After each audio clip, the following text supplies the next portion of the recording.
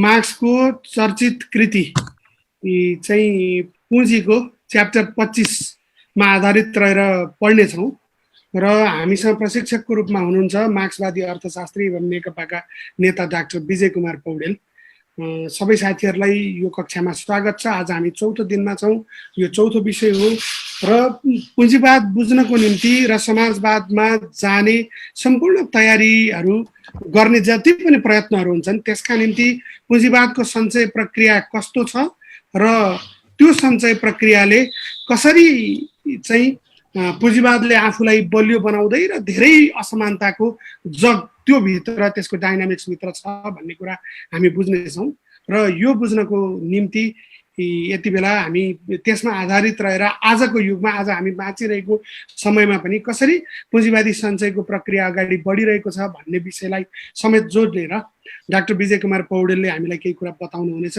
हामी पहिलाका कक्षाहरू जस्तै अत्यन्त ज्यादा एक्टिभली क्वेसन एन्सर गर्नेछौँ र कक्षामा सहभागी हुनेछौँ। हाम्रो फेसबुक लाइभ पनि भइरहेको छ र अब म डाक्टर विजय कुमार पौडेललाई आफ्ना प्रस्तुति सुरु गर्नको निम्ति अनुरोध गर्दछु। धन्यवाद आयोजक मित्रहरू, डाक्टर खगेन्द्र प्रसाई, अशेष घिमिरे, करुणा पराजुली लगायत सबै जो हुनुहुन्छ यहाँहरू सबैलाई मेरो हार्दिक नमस्कार, लाल अभिवादन छ। यो एकदमै मार्क्सवादी अर्थशास्त्रभित्रको पनि प्रोफेसनल हिसाबले विषयमा केन्द्रित रहेर बोल्नका लागि मलाई 1 महिनाभन्दा अगाडि नै डाक्टर खगेन्द्र प्रसाईले भन्नुभएको थियो। त्यसअनुसार मैले पहिले पढेकै विषय नै थियो, तर यसलाई अहिलेको सन्दर्भमा कसरी जोड्ने, अहिलेको सन्दर्भमा कसरी रिलेट गर्ने भन्ने कुरामा हो यस बिचमा मेहनत गर्नु परेको, अन्यथा यो पढिराखेकै विषय थियो। खास गरी यो आयोजकहरूले यो विषय राखेको अर्थ चाहिँ कसरी पुँजीवादी व्यवस्थामा पुँजी निर्माण भयो, कसरी भइरहेछ र यसले प्रभाव के पार्छ, यी तीनटा कुरा चाहिँ के पारिराखेको छ, यी तीनटा कुरामा केन्द्रित भएर बुझ्न खोज्नु होला। बुझ्न पनि त्यसरी नै आवश्यक हुन्छ, जरुरी हुन्छ भन्ने लागेर त्यही अनुसार मैले तयारी गरेको छु। सबैभन्दा पहिले यो पुँजीवादी व्यवस्थामा पुँजीपतिहरूले एकदम दुःख गरेर मेहनत गरेर सुरुमा एउटा नाङ्गे पसलेले स्वरोजगार श्रमिक भनौँ त्यसरी चाहिँ पुँजी जुटाउँदै गएको हो, एकदम दुःख गरेर गएको हो। जो क्षमतावान थिए, जो चाहिँ मेहनती थिए, तिनीहरू जसले बचत गरे, जसले कम उपभोग गरेर बचाए, धेरै दुःख गरेर बचाएका हुन्। एउटा सिस्टमको हिसाबले कसैको शोषण हुने भयो होला, तर कसैमाथि ज्यादती गरेर यो पुँजी जम्मा भएको होइन। अहिले पनि त्यस्तो चाहिँ व्यक्तिगत ज्यादती केही छैन, र सिस्टमको कुरा हो, संस्थागत त्यस्तो ज्यादती पनि छैन, र मतलब चाहिँ मेहनत गर्नेले नै धन कमाउने कुरा हो भन्ने गरी व्याख्या गरिएको छ। एउटा विश्व दृष्टिकोण यो हो, पुँजीवादी विश्व दृष्टिकोण। र समाजवादी मार्क्सवादी विश्व दृष्टिकोण के हो भने युग विकासको क्रममा सामन्तवादको गर्भभित्र पुँजीवाद आयो, तर सर्लक्क चाहिँ सामन्तवादको गर्भबाट पुँजीवाद जन्मिएको, एकदम सरल ढङ्गले जन्मिएको होइन। त्यसमा लाखौँ लाख मान्छेहरूलाई घरबार बनाएर तिम्रो सम्पत्ति खोसेर त्यसपछि चाहिँ यो पुँजी निर्माण भएको र अहिले पनि यो जारी छ। र यसले चाहिँ विश्वमा ठुलो आर्थिक सङ्कट ल्याइराखेको छ। पटक पटक जति आर्थिक सङ्कट आउँछ त्यति चाहिँ समाजको तल्लो वर्ग, कमजोर वर्ग, गरिब, मजदुर, किसानहरू बढ्ता चाहिँ पीडित हुन्छन्।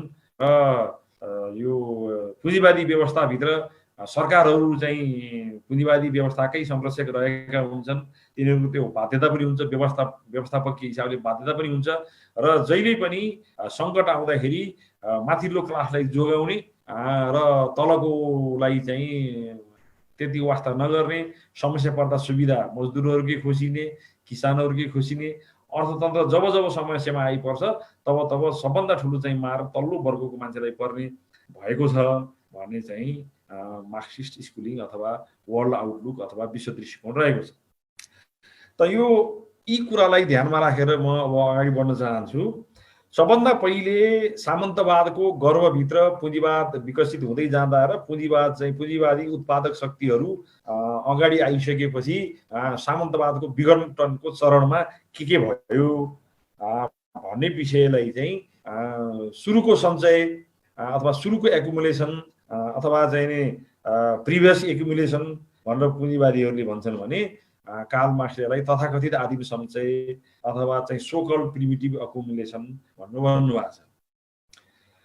पुँजीवादी विद्वानहरूले अघि नै मैले भने एकदम दुःख गरेर कमाएर जोडेको हो, त्यसरी पुँजी निर्माण भएको हो भन्नुहुन्छ भनेदेखि मार्क्सवादी दृष्टिकोणबाट मार्क्सवादी विद्वानहरूले यो आदिम सञ्चय भनेको लाखौं लाख मान्छेलाई चाहिँ घरबारविहीन बनाएर तिनको सम्पत्ति लुटेर अनि पुँजी निर्माण भएको भन्ने कुरा तथ्यगत ढङ्गले बताइराखेका छन्।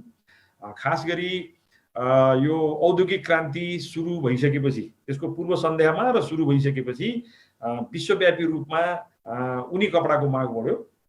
खास गरी त्यतिखेर यो औद्योगिक क्रान्तिको पूर्व सन्ध्यामा औद्योगिक क्रान्ति भइसकेपछि त्यसलाई लिड गर्ने काम लामो समय बेलायतले गर्यो र त्यो हुने क्रममा संसारभरिका मतलब पुँजीवादी राष्ट्रहरू खास गरी त्यसको लिड गर्ने त्यतिखेर लिड गर्ने बेलायती साम्राज्यवाद, बेलायती सरकार उसले के गर्यो, उसको नेतृत्वमा के भए भन्ने कुरालाई कार्ल मार्क्सले आदिम सञ्चय भन्ने चाहिँ च्याप्टरमा व्याख्या गर्नुभएको छ।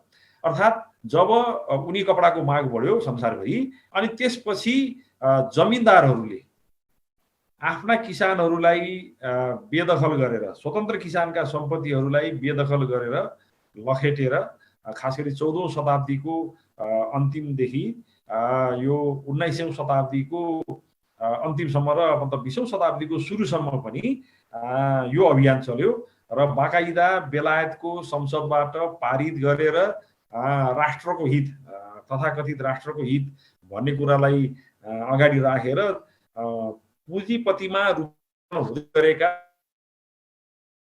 बुझ्न हुँदैन भने पुँजीपति सट्टै छुट्टै मान्छे हो अनि त्यसपछि चाहिँ जमिनदार छुट्टै हो भन्ने बुझ्न हुँदैन। त्यो जमिनदारकै बीचबाट यद्यपि मध्यम वर्ग भनेर त्यो किसान र पुँजीपतिको के अरे जमिनदारको बीचबाट उद्यमी व्यवसायीको उदय पनि भएको थियो। तर त्यही त सँगसँगै चाहिँ जमिनदार पनि जोडिएको थियो, जमिनदार वर्ग पनि उद्यमतिर चाहिँ रूपान्तरण हुन चाहिरहेको थियो र त्यो जमिनदार वर्गले भेडा पाल्नु उनको व्यापारका लागि सबभन्दा फाइदाजनक हुने ठानेर अन्तिमसम्म एउटा अभियान चलाइयो, खुनी अभियान, जनता लुट्ने अभियान, जसलाई चाहिँ इन्क्लोजर मुभमेन्ट भनिन्छ। त्यो प्रतिगामी मुभमेन्ट हो।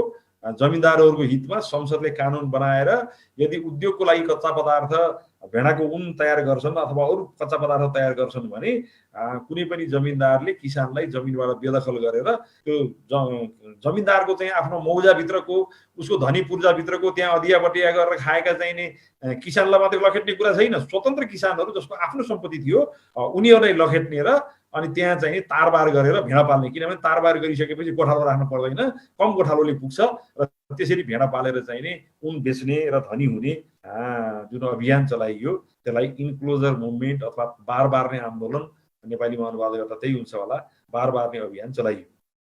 त त्यो बार बार्ने अभियान भनेको जमिनदारको हितमा थियो र बाकाइदा बडो अचम्म लाग्छ कि जमिनदारको हितमा 14औं शताब्दीदेखि 19औं शताब्दीको अन्त्यसम्म 20औं शताब्दीको पहिलो चतुर्थांशसम्म पनि 500 पटक, एक पटक होइन 500 पटक जमिनदारहरूको हितमा कानुनलाई संशोधन गरेर कुनै पनि जमिनदारले यदि भेडा पाल्छ अथवा अरू औद्योगिक कच्चा पदार्थको लागि चाहिँ जमिन प्रयोग गर्छ भने किसानहरूलाई बेदखल गर्न पाउने, लखेट्न पाउने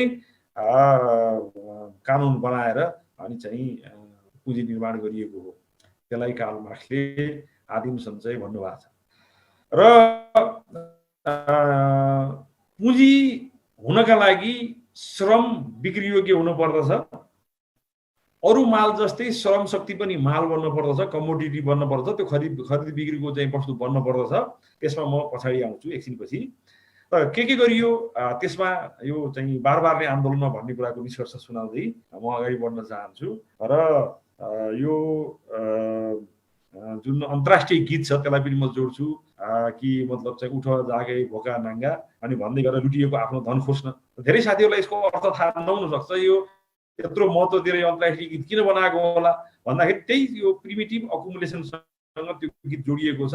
अर्थात् आफ्नो धन सम्पत्ति भएका मान्छेहरूलाई सर्वहारा बनाएर त्यो भावना त्यहाँ आछ। हाम्रो देशमा चाहिँ नि प्रत्यक्ष ढङ्गले त्यसरी मान्छेलाई उठीवास पारेर लखेटेको त्यस्तो घटना छैन होला। तर युरोपमा भएको घटना के हो भने किसानहरूलाई उनीहरूको चाहिँ घरबारबाट लखेट्न प्रतिरोध गर्यो भने घरमा आगो लगाएर सरकारी सहयोगमा, सरकारी फौजको सहयोगमा, र त्यो चाहिँ त्यसरी जमिन कब्जा गरे हुँदाखेरि त्यो भावना साथ त्यो गीत लेखिएको, लुटिएको आफ्नो धन खोज्न, हैन, शोषणबाट मुक्त हुन त छँदैछ, तर लुटिएको धन खोज्न भनेर त्यसरी चाहिँ त्यो गीत बनेको। त यसरी सुरुमा जुन ठुलो औद्योगिक पुँजी निर्माण भयो, त्यो औद्योगिक पुँजी निर्माण गर्दाखेरि लाखौं लाख किसानहरूको जमिन खोसेर तिनीहरूलाई बेदखल गरेर लखेटेर अनि त्यसपछि चाहिँ नि यो औद्योगिक क्रान्ति अगाडि बढेको छ। त्यस क्रममा नयाँ तयार भएको पुँजीवादी वर्ग जो हिजो जमिनदार वर्ग पनि थियो, नयाँ मध्यम वर्गबाट आएको मान्छे पनि थियो, दुईटै धेरै मान्छेहरू थिए।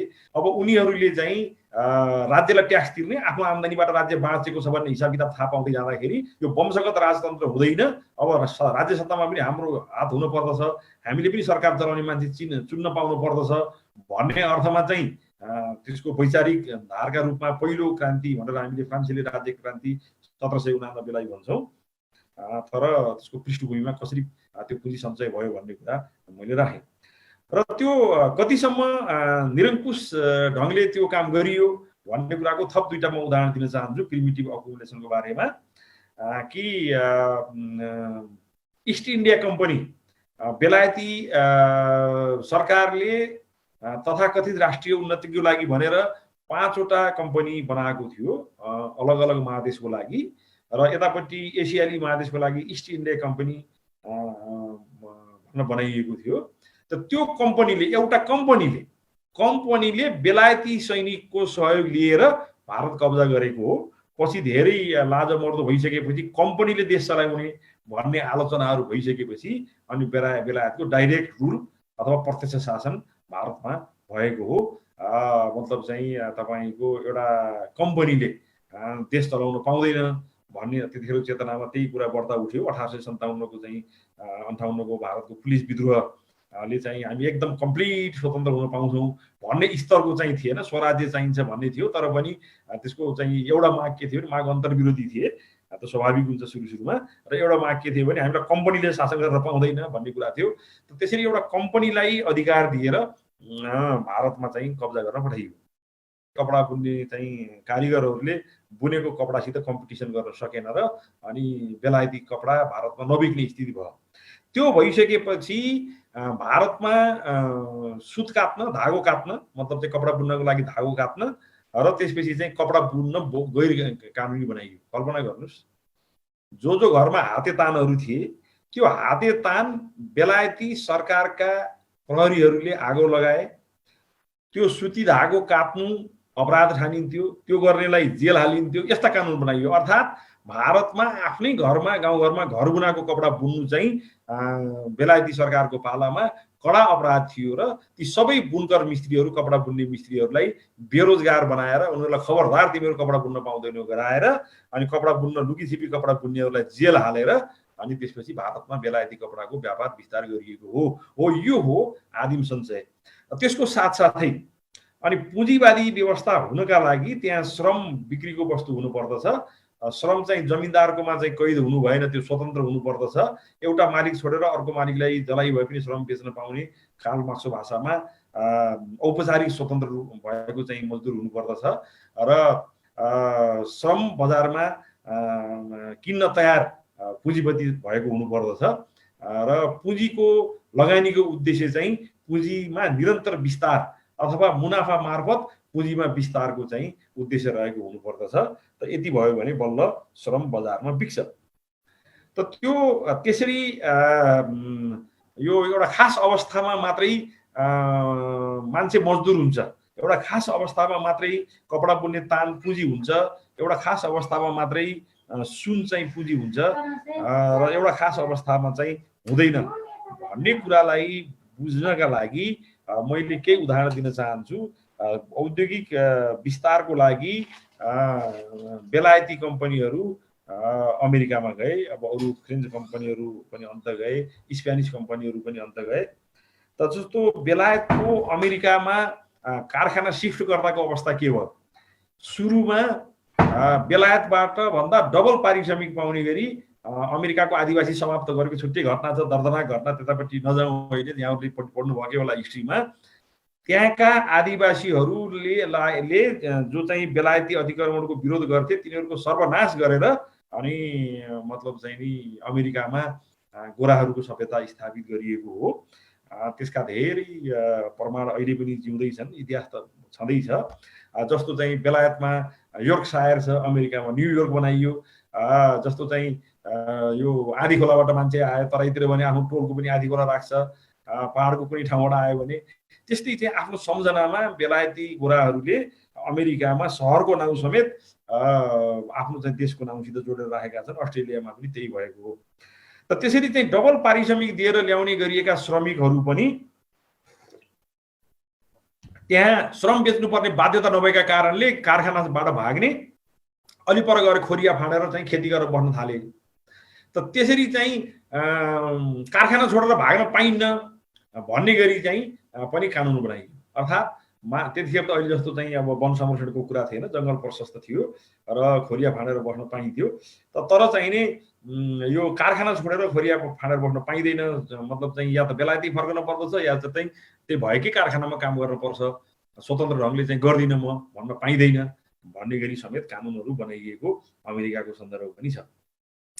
त यसरी पहिलो सर्वहारा वर्ग तयार भएको, अब अहिलेको सन्दर्भमा छुट्टै छ, नेपालको सन्दर्भमा हामी त्यसलाई फरक ढङ्गले हेर्नुपर्छ।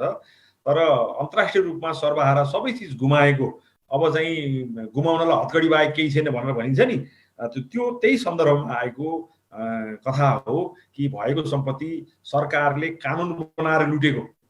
सरकारी पुलिस आएर आफ्नो भएको भौतिक सम्पत्ति, वैधानिक सम्पत्ति खोसेर अनि लखेटेको। र कस्ता कस्ता कानुन बनाइए भने त्यो मतलब सम्पत्ति खोसिएका किसानहरूलाई आफ्नो खेतभन्दा अलि पर, पहिला जङ्गल प्रशस्तै थियो, जनसङ्ख्या कम थियो, आफ्नो खेत जहाँ लुटियो खोसियो, त्यो खोसिएभन्दा अलि परको जङ्गलमा गएर खोरिया फाँडेर बस्न नदिने, किनभने त्यहाँ बस्यो भने फेरि विद्रोह गर्छ भनेर उसलाई लखेटेर सहर पठाउने। र त्यसको दुईटा उद्देश्य थिए। एकातिर चाहिँ नि गाउँमा जो पुँजीपतिमा रूपान्तरण भएका जमिनदारहरूलाई उनीहरूले विद्रोह नगरून्, र अर्को सहरमा लखेटिसकेपछि कारखानामा सस्तो श्रमिक उपलब्ध होस्। त यो उद्देश्य, दोहोरो उद्देश्यका साथ किसानहरूलाई घरबारबाट लखेटेर सर्वहारा बनाइएको थियो र उनीहरूको सर्वस्व लुटिएको थियो। त्यस सन्दर्भमा बनेको गीत मैले भने।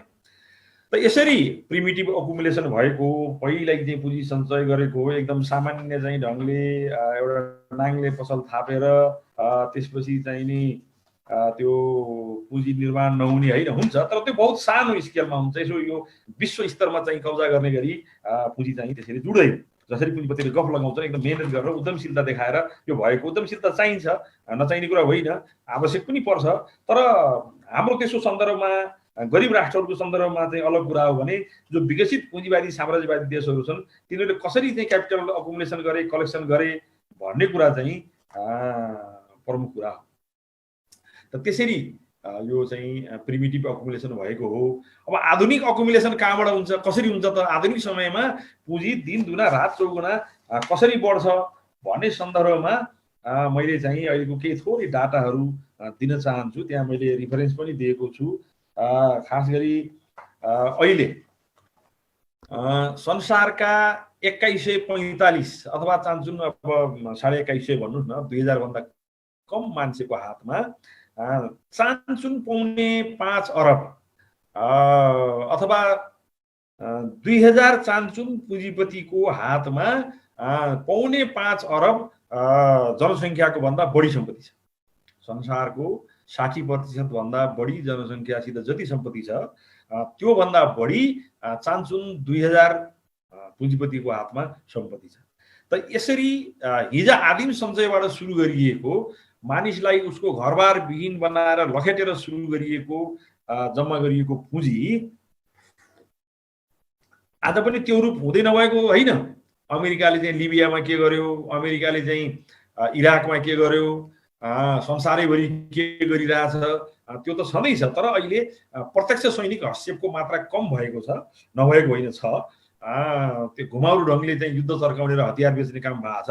तर त्यो हिजो जस्तो कसैलाई घरबारबाट उठीवासै लगाउने भन्दा पनि पुँजीको एउटा चाहिँ नियमको आधारमा, पुँजी निर्माणको आधुनिक नियमको आधारमा अहिले पुँजी सञ्चय भइरहेछ, एकुमुलेसन भइरहेछ। मोडर्न एकुमुलेसन भन्न हामी छुट्याउँछौँ, primitive accumulation of capital and modern accumulation of capital भन्न छुट्याउँदाखेरि प्रिमिटिभ एकुमुलेसन साँच्चीकै चाहिँ जङ्गली नै थियो, त्यो मैले निवेदन गरिसकेँ। अहिले के गरिन्छ त भन्दाखेरि अहिले एउटा निश्चित नियमले काम गर्छ, त्यसलाई हामी अतिरिक्त मूल्यको सिद्धान्त भन्छौँ। कार्ल मार्क्सले निकालेको अर्थशास्त्रमा सबभन्दा ठुलो योगदान हो अतिरिक्त मूल्यको सिद्धान्त। त्यो अतिरिक्त मूल्यबाट चाहिँ अहिले पुँजी निर्माण गरिन्छ र खास गरी यसको सारांशमा, त्यहाँ मैले डिटेलमा पेपरमा लेखेको छु, सारांशमा भन्दाखेरि मूल्य भनेको कुनै पनि मालको उत्पादनमा लागेको श्रमको मात्रा हो। जस्तो हाम्रो गाउँघरतिर उखान छ नि, मैले मिजुलाई एउटा हलो सित्तैमा दिएँ, मिजुले मलाई 4 पाथी चामल सित्तैमा दिनुभयो। एउटा व्यङ्ग्यात्मक ठट्टा हो यो। अर्थात् 4 पाथी चामल बराबर एउटा काठको हलो भन्ने कसरी भन्छ, समाजमा कसरी स्थापित हुन्छ? अनि हुँदै गएर चाहिँ नि 1000 रुपियाँको हलो एउटा हलो अनि 1000 रुपियाँको चाहिँ 1 पाथी चामल कसरी स्थापित हुन्छ भन्दाखेरि समाजले लामो अन्तर्क्रियापछि श्रम त्यसमा कति लागेको छ त्यस आधारमा मूल्य बनाउँदै जाँदा एक आपसमा चाहिने सम्झौताहरू गर्दै जाँदा, साटफेर गर्दै जाँदा अनि अप्ठ्यारो भएपछि मुद्राको आविष्कार भएको। मुद्राको आविष्कार कसरी भयो भन्नेतिर म आज जाँदिनँ, छोटकरीमा मैले त्यो भने। त मूल्य उत्पादन चाहिँ श्रमले मात्रै गर्छ। त्यसबारेमा चाहिँ विद्वान साथीहरूलाई धेरैचोटि मैले क्लास लिएको पनि होला, जान्नुभएको पनि होला। जङ्गलमा काफल फलेको छ, अब अहिले काफलको सिजन सिद्धिन आँट्यो, त त्यो फलेको काफलमा कुनै मूल्य छैन। त्यसमा चाहिँ त्यसलाई टिपेर बजारमा ल्याइसकेपछि त्यसमा श्रम हालिसकेपछि त्यसमा मूल्य हुन्छ। त्यसबाट मूल्य चाहिँ श्रमले मात्रै उत्पादन गर्छ। एकदम गाउँले किसानले पनि बुझ्ने गरी भन्ने हो भने, सामान्य नपढ्नु भएको किसानले पनि बुझ्ने गरी भन्ने हो भने, तपाईँसँग 1 ब्रिफकेस पैसा छ, 10 टन छड छ, 50 ट्रक इँटा छ, सबै थोक छ, तर त्यतिले चाहिँ भ्यालु एड हुन्न। त्यहाँ मान्छेको श्रम नलागेसम्म घर बन्दैन, निर्माण हुँदैन। सिम्पल कुरो, साधारण कुरा हो। अहिले यो हामीलाई साधारण लागे पनि मार्क्सको पालामा मूल्यको जननी श्रम नै हो भनेर प्रमाणित गर्न धेरै उहाँले दुःख गर्नु परेको थियो। 100औं पेज पुँजीको कसरी चाहिँ मतलब यो श्रमले मात्रै मूल्य निर्धारण गर्छ भनेर उहाँले चाहिँ व्याख्या गर्न 100औं पेज खर्च गर्नुभएको छ। अर्थात् मूल्य श्रमले मात्रै सृजना गर्छ।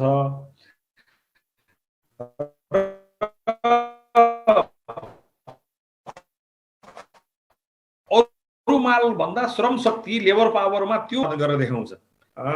कुनै पनि कच्चा पदार्थमा भ्यालु एड गर्नका लागि त्यो कच्चा पदार्थ आफैले चाहिँ भ्यालु एड गर्दैन। त्यसमा चाहिँ नि श्रम लगाएपछि, श्रम शक्ति लगाइसकेपछि त्यसले भ्यालु एड गर्छ। श्रमले मूल्य निर्धारण गर्छ भन्ने कुराको सन्दर्भमा मैले भन्दै थिएँ। त त्यसरी श्रमिकलाई श्रममा लगाउनुको पुँजीपतिको उद्देश्य के हुन्छ भने आफूले जति पुँजी खर्च गरेको छ त्योभन्दा बढी रिटर्न होस्। त्यसलाई चाहिँ कार्ल मार्क्सले साधारण पुनरुत्पादन र विस्तारित पुनरुत्पादन भनेर छुट्याउनु भएको छ।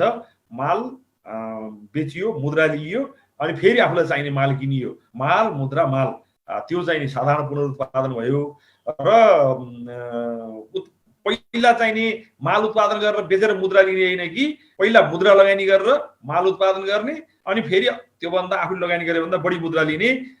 मुद्रा, माल, मुद्रा ड्यास भनेर चाहिँ फर्मुला बनाएको छ। अर्थात् सुरुमा लगानी गरेको मुद्रा भन्दा बढी मुद्रा चाहिँ उत्पादन गर्ने उद्देश्यका साथ लगानी गरिन्छ। त्यो विस्तारित पुनरुत्पादन हो। साधारण पुनरुत्पादन बार्टर सिस्टममा थियो सामान्यतया, कि आफूलाई चाहिँ चाहिने वस्तु आफूले उत्पादन गरेको वस्तुसित साट्ने, त्यो एउटा साधारण पुनरुत्पादन थियो।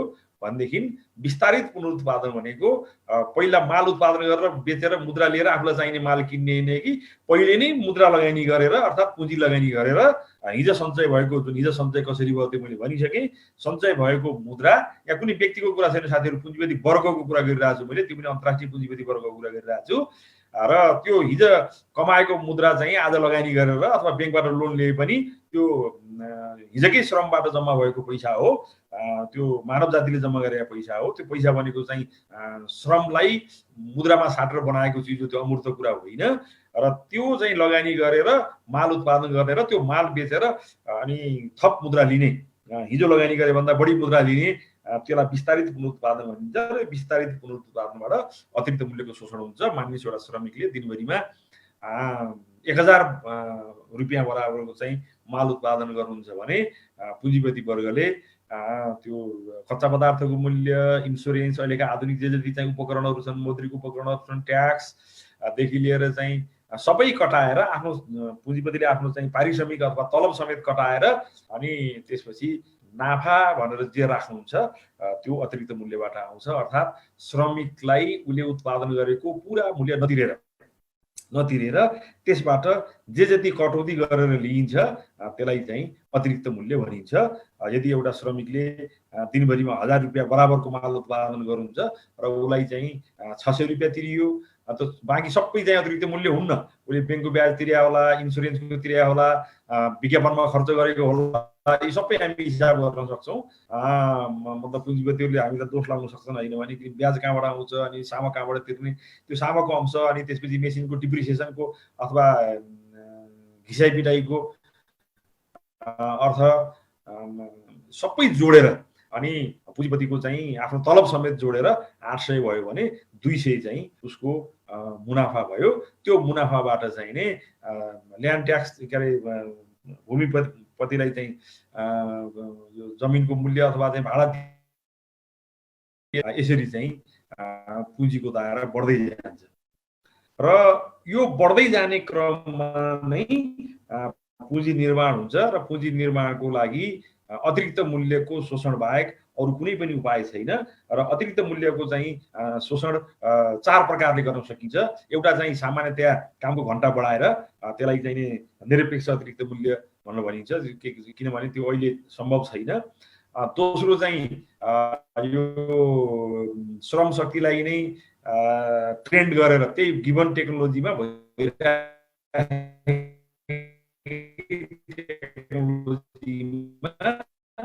श्रम शक्तिलाई बढी तालिम दिएपछि त्यसरी चाहिँ श्रम घण्टा नबढाइकन श्रमिकलाई बढी समय काम नलगाइकन नै अतिरिक्त मूल्य बढाउन सकिन्छ। र त्यसको चाहिँ टेक्नोलोजीमा सुधार गरेर बढाउन सकिन्छ। र अनि त्यसपछि चौथो भनेको चाहिँ टेक्नोलोजीकोमा सुधारको साथसाथै श्रमिकलाई चाहिँ नै यो अन्य तरिकाले बढी टाइम खर्च हुने गरी सापेक्षतामा बढी समय लाग्ने गरी काममा लगाउन सकिन्छ।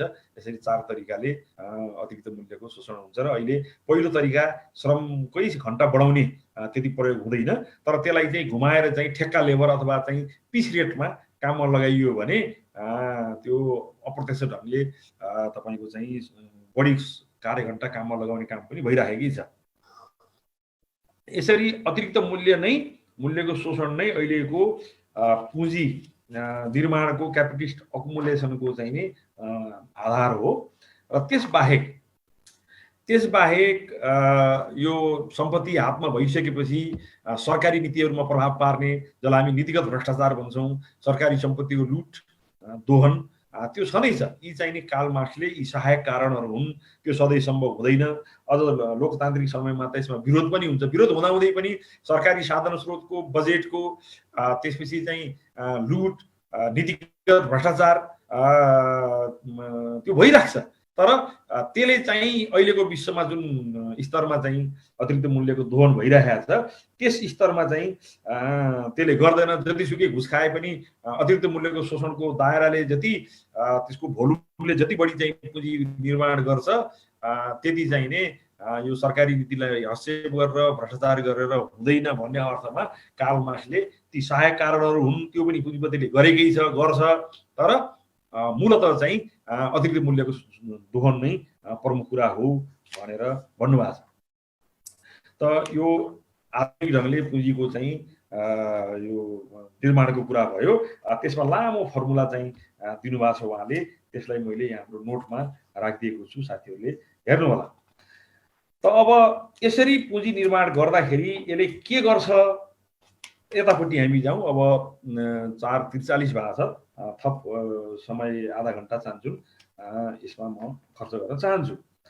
त अब यो पुँजी निर्माण बढाउँदै जाँदाखेरि मजदुरको ज्याला बढ्न पनि सक्छ। तर यसमा कालमाखीले के भन्नुभएको छ भने ज्याला निरपेक्ष रूपमा त केही न केही बढ्छ, नबढ्ने कुरा होइन।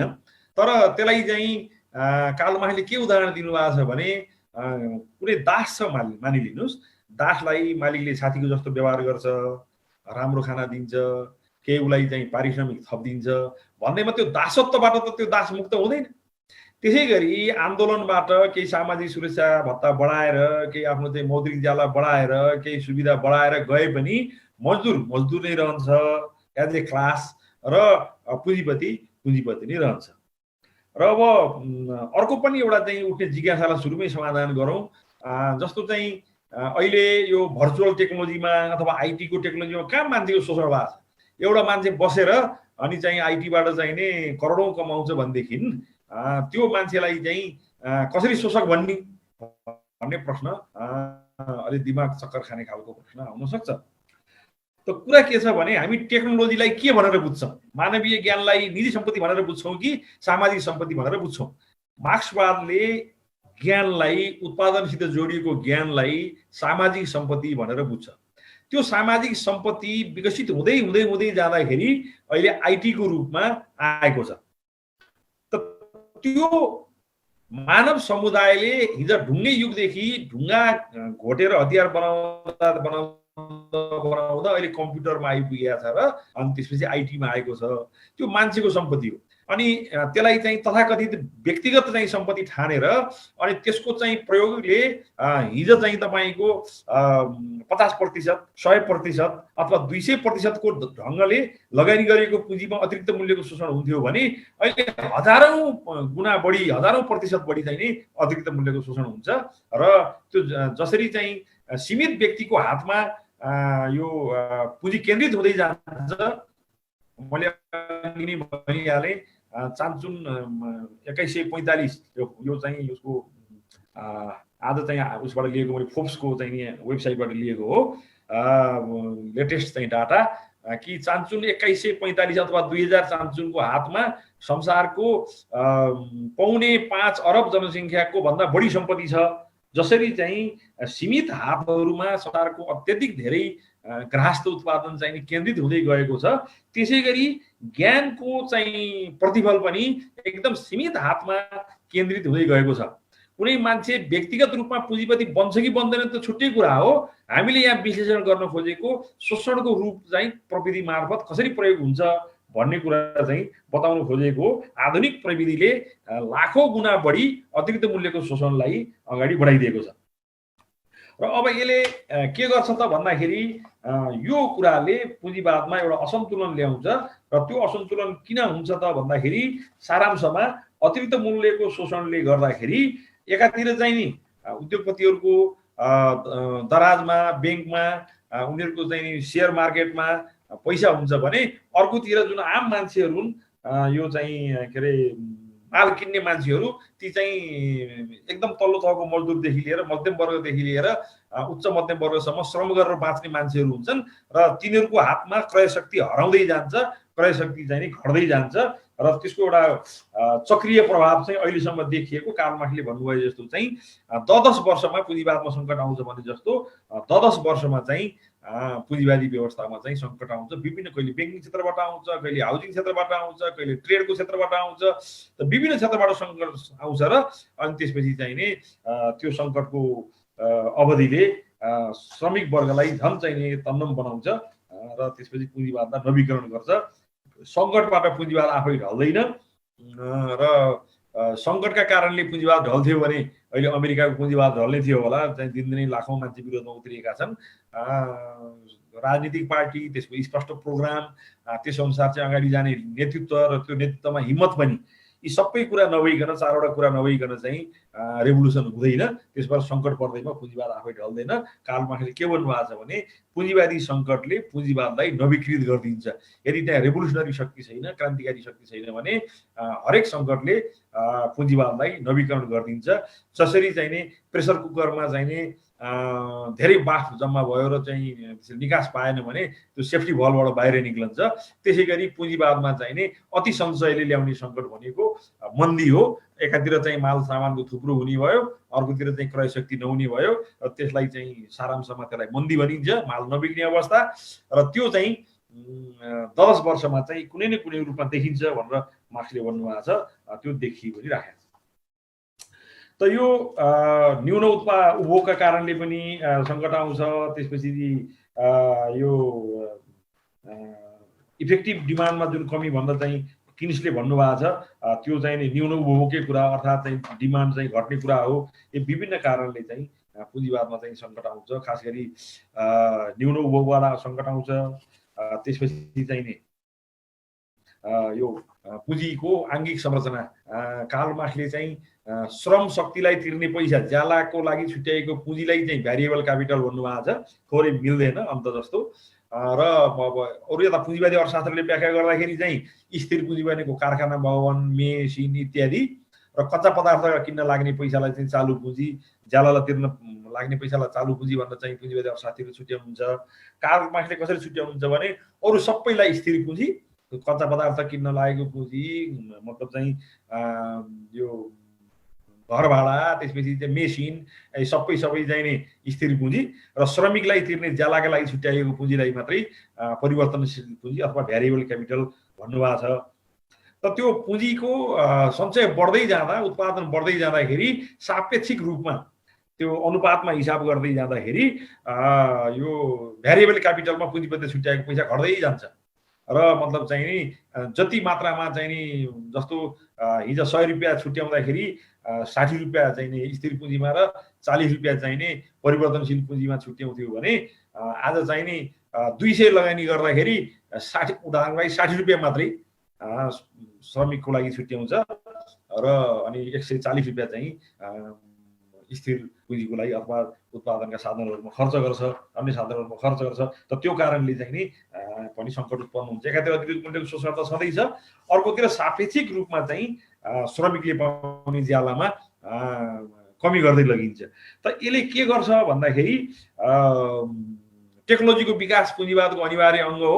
सँगसँगै उसले चाहिँ अतिरिक्त मूल्य बढाउनला टेक्नोलोजीमा सुधार पनि गर्दै जान्छ। गिभन टेक्नोलोजीभित्र श्रमिकको चाहिँ उत्पादकत्व पनि बढाउँदै जान्छ। गिभन टेक्नोलोजीभित्र नै उत्पादकत्व बढाइसकेपछि कम श्रम शक्तिमा काम हुन्छ र यी सबैका अनि भोलि टेक्नोलोजी बढ्दाखेरि त झन् चाहिँ बेरोजगारी त बढ्छ र त्यसले चाहिँ नि पुँजीवादलाई डिमान्ड गर्दा कहिल्यै कमी नहुने गरी श्रम शक्ति बजारमा उपलब्ध हुन्छ। त्यसलाई कार्ल मार्क्सले बेरोजगारहरूको फौज अथवा चाहिँ औद्योगिक रिजर्भ सेना अथवा औद्योगिक रिजर्भ आर्मी भन्नुभएको छ। यस्तो रिजर्भ आर्मी जो ब्यारेकमा थुनिएको छ, आदेश पाउने बित्तिकै सिटी बज्ने बित्तिकै चाहिँ जसरी लाखौँ सैनिक चाहिँ बाहिर निक्लन सक्छन् युद्ध मोर्चामा, त्यसै गरी चाहिँ एउटा वान्टेड निक्लने बित्तिकै 100 मान्छे दरखास्त हाल्न आइपुग्छन्। जस्तो त्यसलाई हामीले आधुनिक अर्थमा हेरौँ, एउटा कारखानाको अर्थमा मात्रै होइन, 100 जना शिक्षकको वान्टेड निक्लियो भने 20,000ले दरखास्त हाल्नुहुन्छ। 500 जना सेक्सन अफिसरको चाहिँ नि वान्टेड निक्लियो भने तपाईँको चाहिँ 50,000ले चाहिँ दरखास्त हाल्नुहुन्छ। त्यो अवस्था छ। त त्यही नै भने हो कार्ल मार्क्सले कि पुँजी बजारमा श्रमिकहरूको, ती श्रमिक भन्नाले हाम्रो दिमागमा गिट्टी हुने, कुट्ने, कारखानामा हतोडो चलाउने, यो मतलब चाहिँ नि रफ वर्क मात्रै गर्ने, शारीरिक काम मात्रै गर्ने, इँटा बोक्ने मात्रै दिमागमा हाम्रो छ भने हामी हटाउँ। श्रमिक भनेको विभिन्न तहको क्याटेगोरीको विभिन्न स्टेटाको श्रमिक हुनुहुन्छ।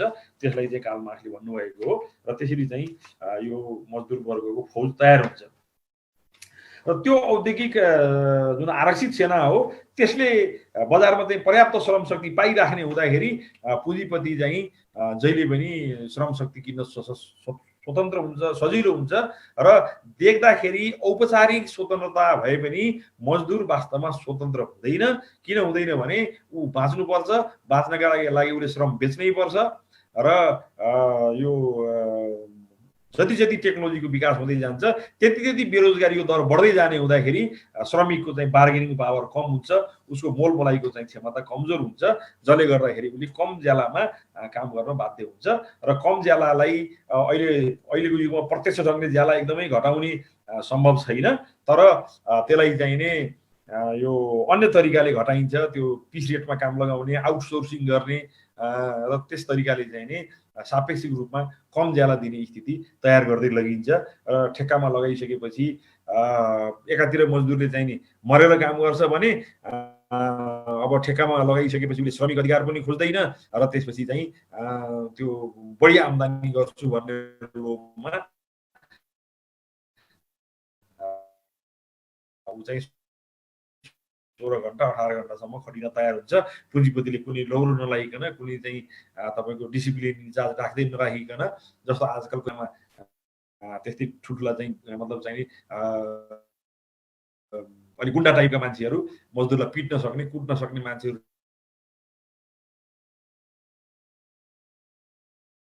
तब आउटसोर्सिङ गर्दै अहिले त अरू कारखानामा त्यस्तो छैन तर पनि आउटसोर्सिङ गरेपछि त्यो गर्नै परेन। त यसरी चाहिँ पुँजीको सञ्चयले समाजमा पार्ने प्रभावको बारेमा मैले निवेदन गरिसकेँ र अहिले यसले चाहिँ यसको परिणामका चाहिँ असरहरू के देखिया छन् एउटा डाटा मैले भनिहालेँ। आज फोर्ब्स पत्रिकाबाट चाहिँ नेटबाट मैले लिएको कि संसारका 2000 भन्दा कम धनीहरूको हातमा जम्मा 2000 भन्दा कम धनीहरूको हातमा 4.5 खरब भन्दा बढी अरब 4.5 अरब भन्दा बढी मान्छे अर्थात् 60% भन्दा बढी मान्छेको भन्दा बढी सम्पत्ति ती मान्छेहरूको हातमा छ। यसरी चाहिँ पुँजी एकदमै सीमित हातहरूमा केन्द्रित हुँदै गएको छ भनेदेखि अर्कोतर्फ एउटा आधारभूत सैद्धान्तिक विषयमा पनि हामी छलफलमा जाउँ। सन् 1990 को दशकमा पूर्व सोभियत संघ र पूर्वी युरोपका देशहरूबाट समाजवादी व्यवस्था ढल्दाखेरि त्यहाँ कतिपय कमजोरी के थिए अहिले हामी त्यसमा नजाउँ, त्यो हामी छुट्टै विषयमा समाजवादका शिक्षाहरू अथवा पूर्व सोभियत संघ र चाहिँ पूर्वी युरोपमा देखिएका चाहिने समाजवाद लागू गर्नका कमजोरीहरू भनेर छुट्टै शीर्षकमा चर्चा गर्न सक्छौँ। तर ती समाजवादी व्यवस्थाहरू आधारभूत रूपमा समाजवादी व्यवस्था थिए, त्यहाँको चाहिँ नेतृत्वमा कमी रहेको हुनसक्छ, त्यहाँको लोकतान्त्रिक व्यवस्थामा कमजोरी रहेको हुनसक्छ, लिडरसिप चाहिँ तानाशाही भएको हुनसक्छ, तर ती उत्पादन उपभोग विनिमय र वितरणको क्षेत्रमा आधारभूत रूपमा सोसियलिस्ट थिए र ती देशहरूबाट समाजवाद पल्टिँदाखेरि दुई थरीका प्रतिक्रियाहरू आएका थिए। म अहिलेको यो पुँजीवादी क्राइसिसलाई जोड्नका लागि म उदाहरण चाहिँ प्रस्तुत गर्न चाहन्छु। एउटा चाहिँ तुच्छ खालको पुँजीवादी प्रतिक्रिया आएको थियो, समाजवाद सिद्धियो ढल्यो, हुँदाहुँदै फुकुयामाजीले हिस्ट्री नै सिद्धियो, हिस्ट्री भनेको विचारधाराको लडाइँ रहेछ, त्यो सिद्धियो, अब विचारधारा नै सिद्धियो, अब जे छ विगत वर्तमान भविष्य पुँजीवाद हो, अब थप विचारधारामा छलफल हुँदैन, विचारधारा सिद्धियो भनेर समेत लेख्न भ्याए। ती चाहिँ कार्ल मार्क्सको शब्दमा तुच्छ अथवा भल्गर प्रतिक्रियाहरू हुन् कार्ल मार्क्सको भाषामा भन्दाखेरि। र अर्का थरी अलि एकाडेमिक पुँजीवादीहरूले रबर्ट हेल्बर्नर टाइपका चाहिँ अलिकति मतलब बौद्धिक पुँजीवादी अर्थशास्त्रीहरूले के भन्नुभयो भने यो समाजवादको चाहिँ विघटनको पोलिटिकल कारण भनेको चाहिँ एकदलीय व्यवस्था हो, मान्छेले चोइसको स्वतन्त्रता पाएन पोलिटिकल्ली, र त्योभन्दा पनि ठुलो कुरो चाहिँ म्यानेजमेन्ट गर्न सकेन। सोसलिजमले चाहिँ यो रिस्क बियरिङ थ्योरी अप्नाएन र जसले गर्दाखेरि चाहिँ कम्पिटेन्सी भएन र व्यवस्थापन राम्रो भएन। त्यसो भएर आधारभूत रूपमा पूर्वी युरोप र सोभियत सङ्घबाट समाजवाद ढलेको यो चाहिँ म्यानेजमेन्टको कमजोरीले हो, सूचनाका साधनको कमजोरीले हो भनेर चाहिँ 21औं शताब्दीको पुँजीवाद 21st सेन्चुरी क्यापिटलिजम भन्ने किताबमा रबर्ट हेल्बर्नरले चर्चा गर्नुभएको छ। मलाई लाग्छ अलि पुँजीवादका कमजोरीहरू स्वीकार गरिएको, किनभने पुँजीवादले कहिले पनि आफ्नो कमजोरी स्वीकार गर्दैन, अर्कामाथि कमजोरी थोपर्छ। सिस्टमिक प्रब्लम छ हामी कहाँ, पुँजीवादको एउटा प्रब्लम नै मतलब चाहिँ प्रणालीमै समस्या छ भन्न स्वीकार गर्दैन। त्यो किताब मैले चाहिँ पुँजीवादी अर्थशास्त्रीले निकाले मध्येको दुईटा किताबलाई मैले चाहिँ बढी इमानदार देख्छु। एउटा चाहिँ किन्सको general theory of employment interest and money, त्यसमा चाहिँ उहाँले के स्वीकार्नु भएको छ भने हामीले अब सरकारको तर्फबाट रोजगारीको ग्यारेन्टी नगर्ने हो भनेदेखि समाजवादले हामीलाई ढाल्छ। यदि हामी पुँजीवाद कोट अन कोट उहाँको भनाइको यदि हामी पुँजीवादीहरूले पुँजीवादलाई जोगाउन चाहन्छौँ भने जनताको रोजगारीको ग्यारेन्टी गर्नुपर्छ, सामाजिक सुरक्षा बढाउँदै लानुपर्छ भन्नुभएको छ। उहाँले आफूलाई पुँजीवादी भनेर पनि पुँजीवादका कमजोरी स्वीकार गर्नुभएको छ र कार्ल मार्क्सलाई धन्यवाद दिनुभएको छ कि उहाँले चाहिँ हाम्रो कमजोरी बताइदिनु हो भनेर चाहिँ किन्सले भन्नुभएको छ भने अर्कोतिर रोबर्ट हेल्बर्नरले चाहिँ समाजवाद ढल्यो भने हामी चाहिँ एकदम धेरै खुसियाली नमनाऊ है, यदि पुँजीवादले आफूलाई सुधारेन भने इतिहासले केही पनि सिकाउँदैन तर इतिहास नमानेर दण्डित गर्छ भन्ने कोटेसन सहित रोबर्ट हेल्बर्नरले आफ्नो किताब टुङ्ग्याउनु भएको छ। त त्यो एकाडेमिक हिसाबले त्यो आलोचना राख्नेहरूले चाहिँ के भन्नुभयो पुँजीवादी अर्थशास्त्रीहरूले भने समाजवाद म्यानेजमेन्टमा भएको कमजोरीले ढलेको हो भनेर भन्नुभयो। त अब यो बसलाई म उठाउन चाहन्छु कि अतिरिक्त मूल्यको शोषणले गर्दाखेरि आज संसारका 2000 मान्छेको हातमा 4 अरब 4.5 अरब भन्दा बढी जनतासित भएको भन्दा बढी सम्पत्ति छ। अर्थात् बहुत सीमित मान्छेको हातमा सारा संसारको सम्पत्ति अझै थोरै यो संख्यालाई चाहिँ पुँजीपतिको संख्यालाई बढाएर तपाईँ 4000 तिर पुर्याउनुहुन्छ भने तपाईको चाहिँ टोटल चाहिँ अहिलेको जनसङ्ख्यामा 4000 को संख्या कति होला 4000 5000 को संख्या त्यसको हातमा संसारको 90% जमिन छ। ल मतलब चाहिँ अहिले गणना गर्नुभयो हुन्छ फोर्ब्स म्यागजिनमा www.forbes.com मा जानुस् र त्यहाँ चाहिँ 200 जनाको दरले लिस्ट छ र त्यसमा चाहिँ 4000 जतिको लिस्ट हेर्नुभयो भनेदेखि त्यसपछि 90% सम्पत्ति संसारको कुल गारहस्थ उत्पादनको टोटल जीडीपी को 90% भन्दा चाहिँ बढी 4-5 हजार मान्छेको हातमा र बाँकी सारा संसार यत्रो अरब जनसङ्ख्या चाहिँ 10% सम्पत्तिमा चाहिँ नि बाँच्नु परेको अवस्था छ। यो त चाहिँ नि पुँजीवादले गरेकै थियो। अब रह्यो म्यानेजमेन्टको कुरा, जुन 90 को दशकमा सोभियत संघबाट चाहिँ र पूर्वी युरोपबाट समाजवाद ढल्दाखेरि मतलब चाहिँ निकालिएको निष्कर्ष समाजवादले म्यानेजमेन्ट गर्न सकेन। पाउरोटी किन्न लाइन बस्न पर्ने, निजी व्यक्तिले चाहिँ 4 बजे पसल खोल्छ, राति 10 बजेसम्म मार्ट खोल्न तयार हुन्छ। तर सरकारी चाहिँ मार्ट सरकारी अफिस भइसकेपछि उसले चाहिँ नि 10 to 5 काम गर्ने भयो।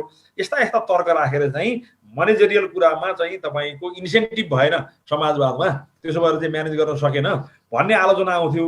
तर आज के पुँजीवादले चाहिँ पर्सनल इन्सेन्टिभ दिँदाखेरि चाहिँ नि म्यानेज गर्यो त। संयुक्त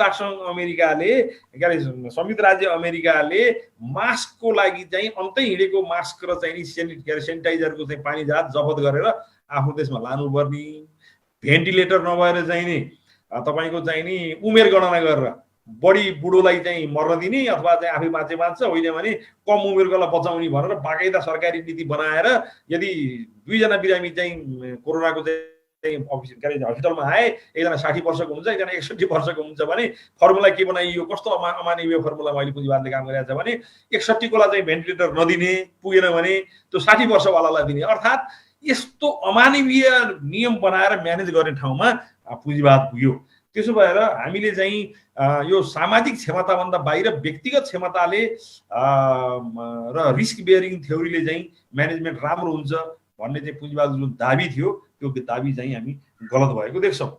त्यसो भएर बौद्धिक सम्पत्ति सामाजिक सम्पत्ति हो, त्यसको उपयोग अतिरिक्त मूल्यको दोहनमा मात्रै लगाइयो भने कस्ता खालका सङ्कट आउँछन्, गरिबी बेरोजगारी त हामीले जानेकै थियो, त्यो सधैँभरिको हाम्रो चाहिँ नि अन्तर्विरोधको विषय नै भयो। त्यसबाहेक तपाईको चाहिँ व्यावसायिक हिसाबले चल्ने चाहिँ पुँजीवादी कर्पोरेट हाउसहरू पनि कतिसम्म चाहिँ नि अव्यवस्थित हुँदा रहेछन् र कर्पोरेट हाउसमा बाँचेको इकोनोमी बेलायत अमेरिका जस्तो अत्याधुनिक इकोनोमी पनि कति लाचार, कति बेवस, कति निरीह हुँदो रहेछ भन्ने कुरा यो अतिरिक्त मूल्यको शोषणले मान्छेलाई कहाँ पुर्याउँछ भन्ने कुरा चाहिँ मैले निवेदन गरेँ। त यसरी अहिलेको वर्तमान सङ्कटको सन्दर्भमा चर्चा गर्दाखेरि पुँजीवादी सञ्चयले अहिले पनि प्रिमिटिभ अकुमुलेसनको तरिका छोडेका छैन।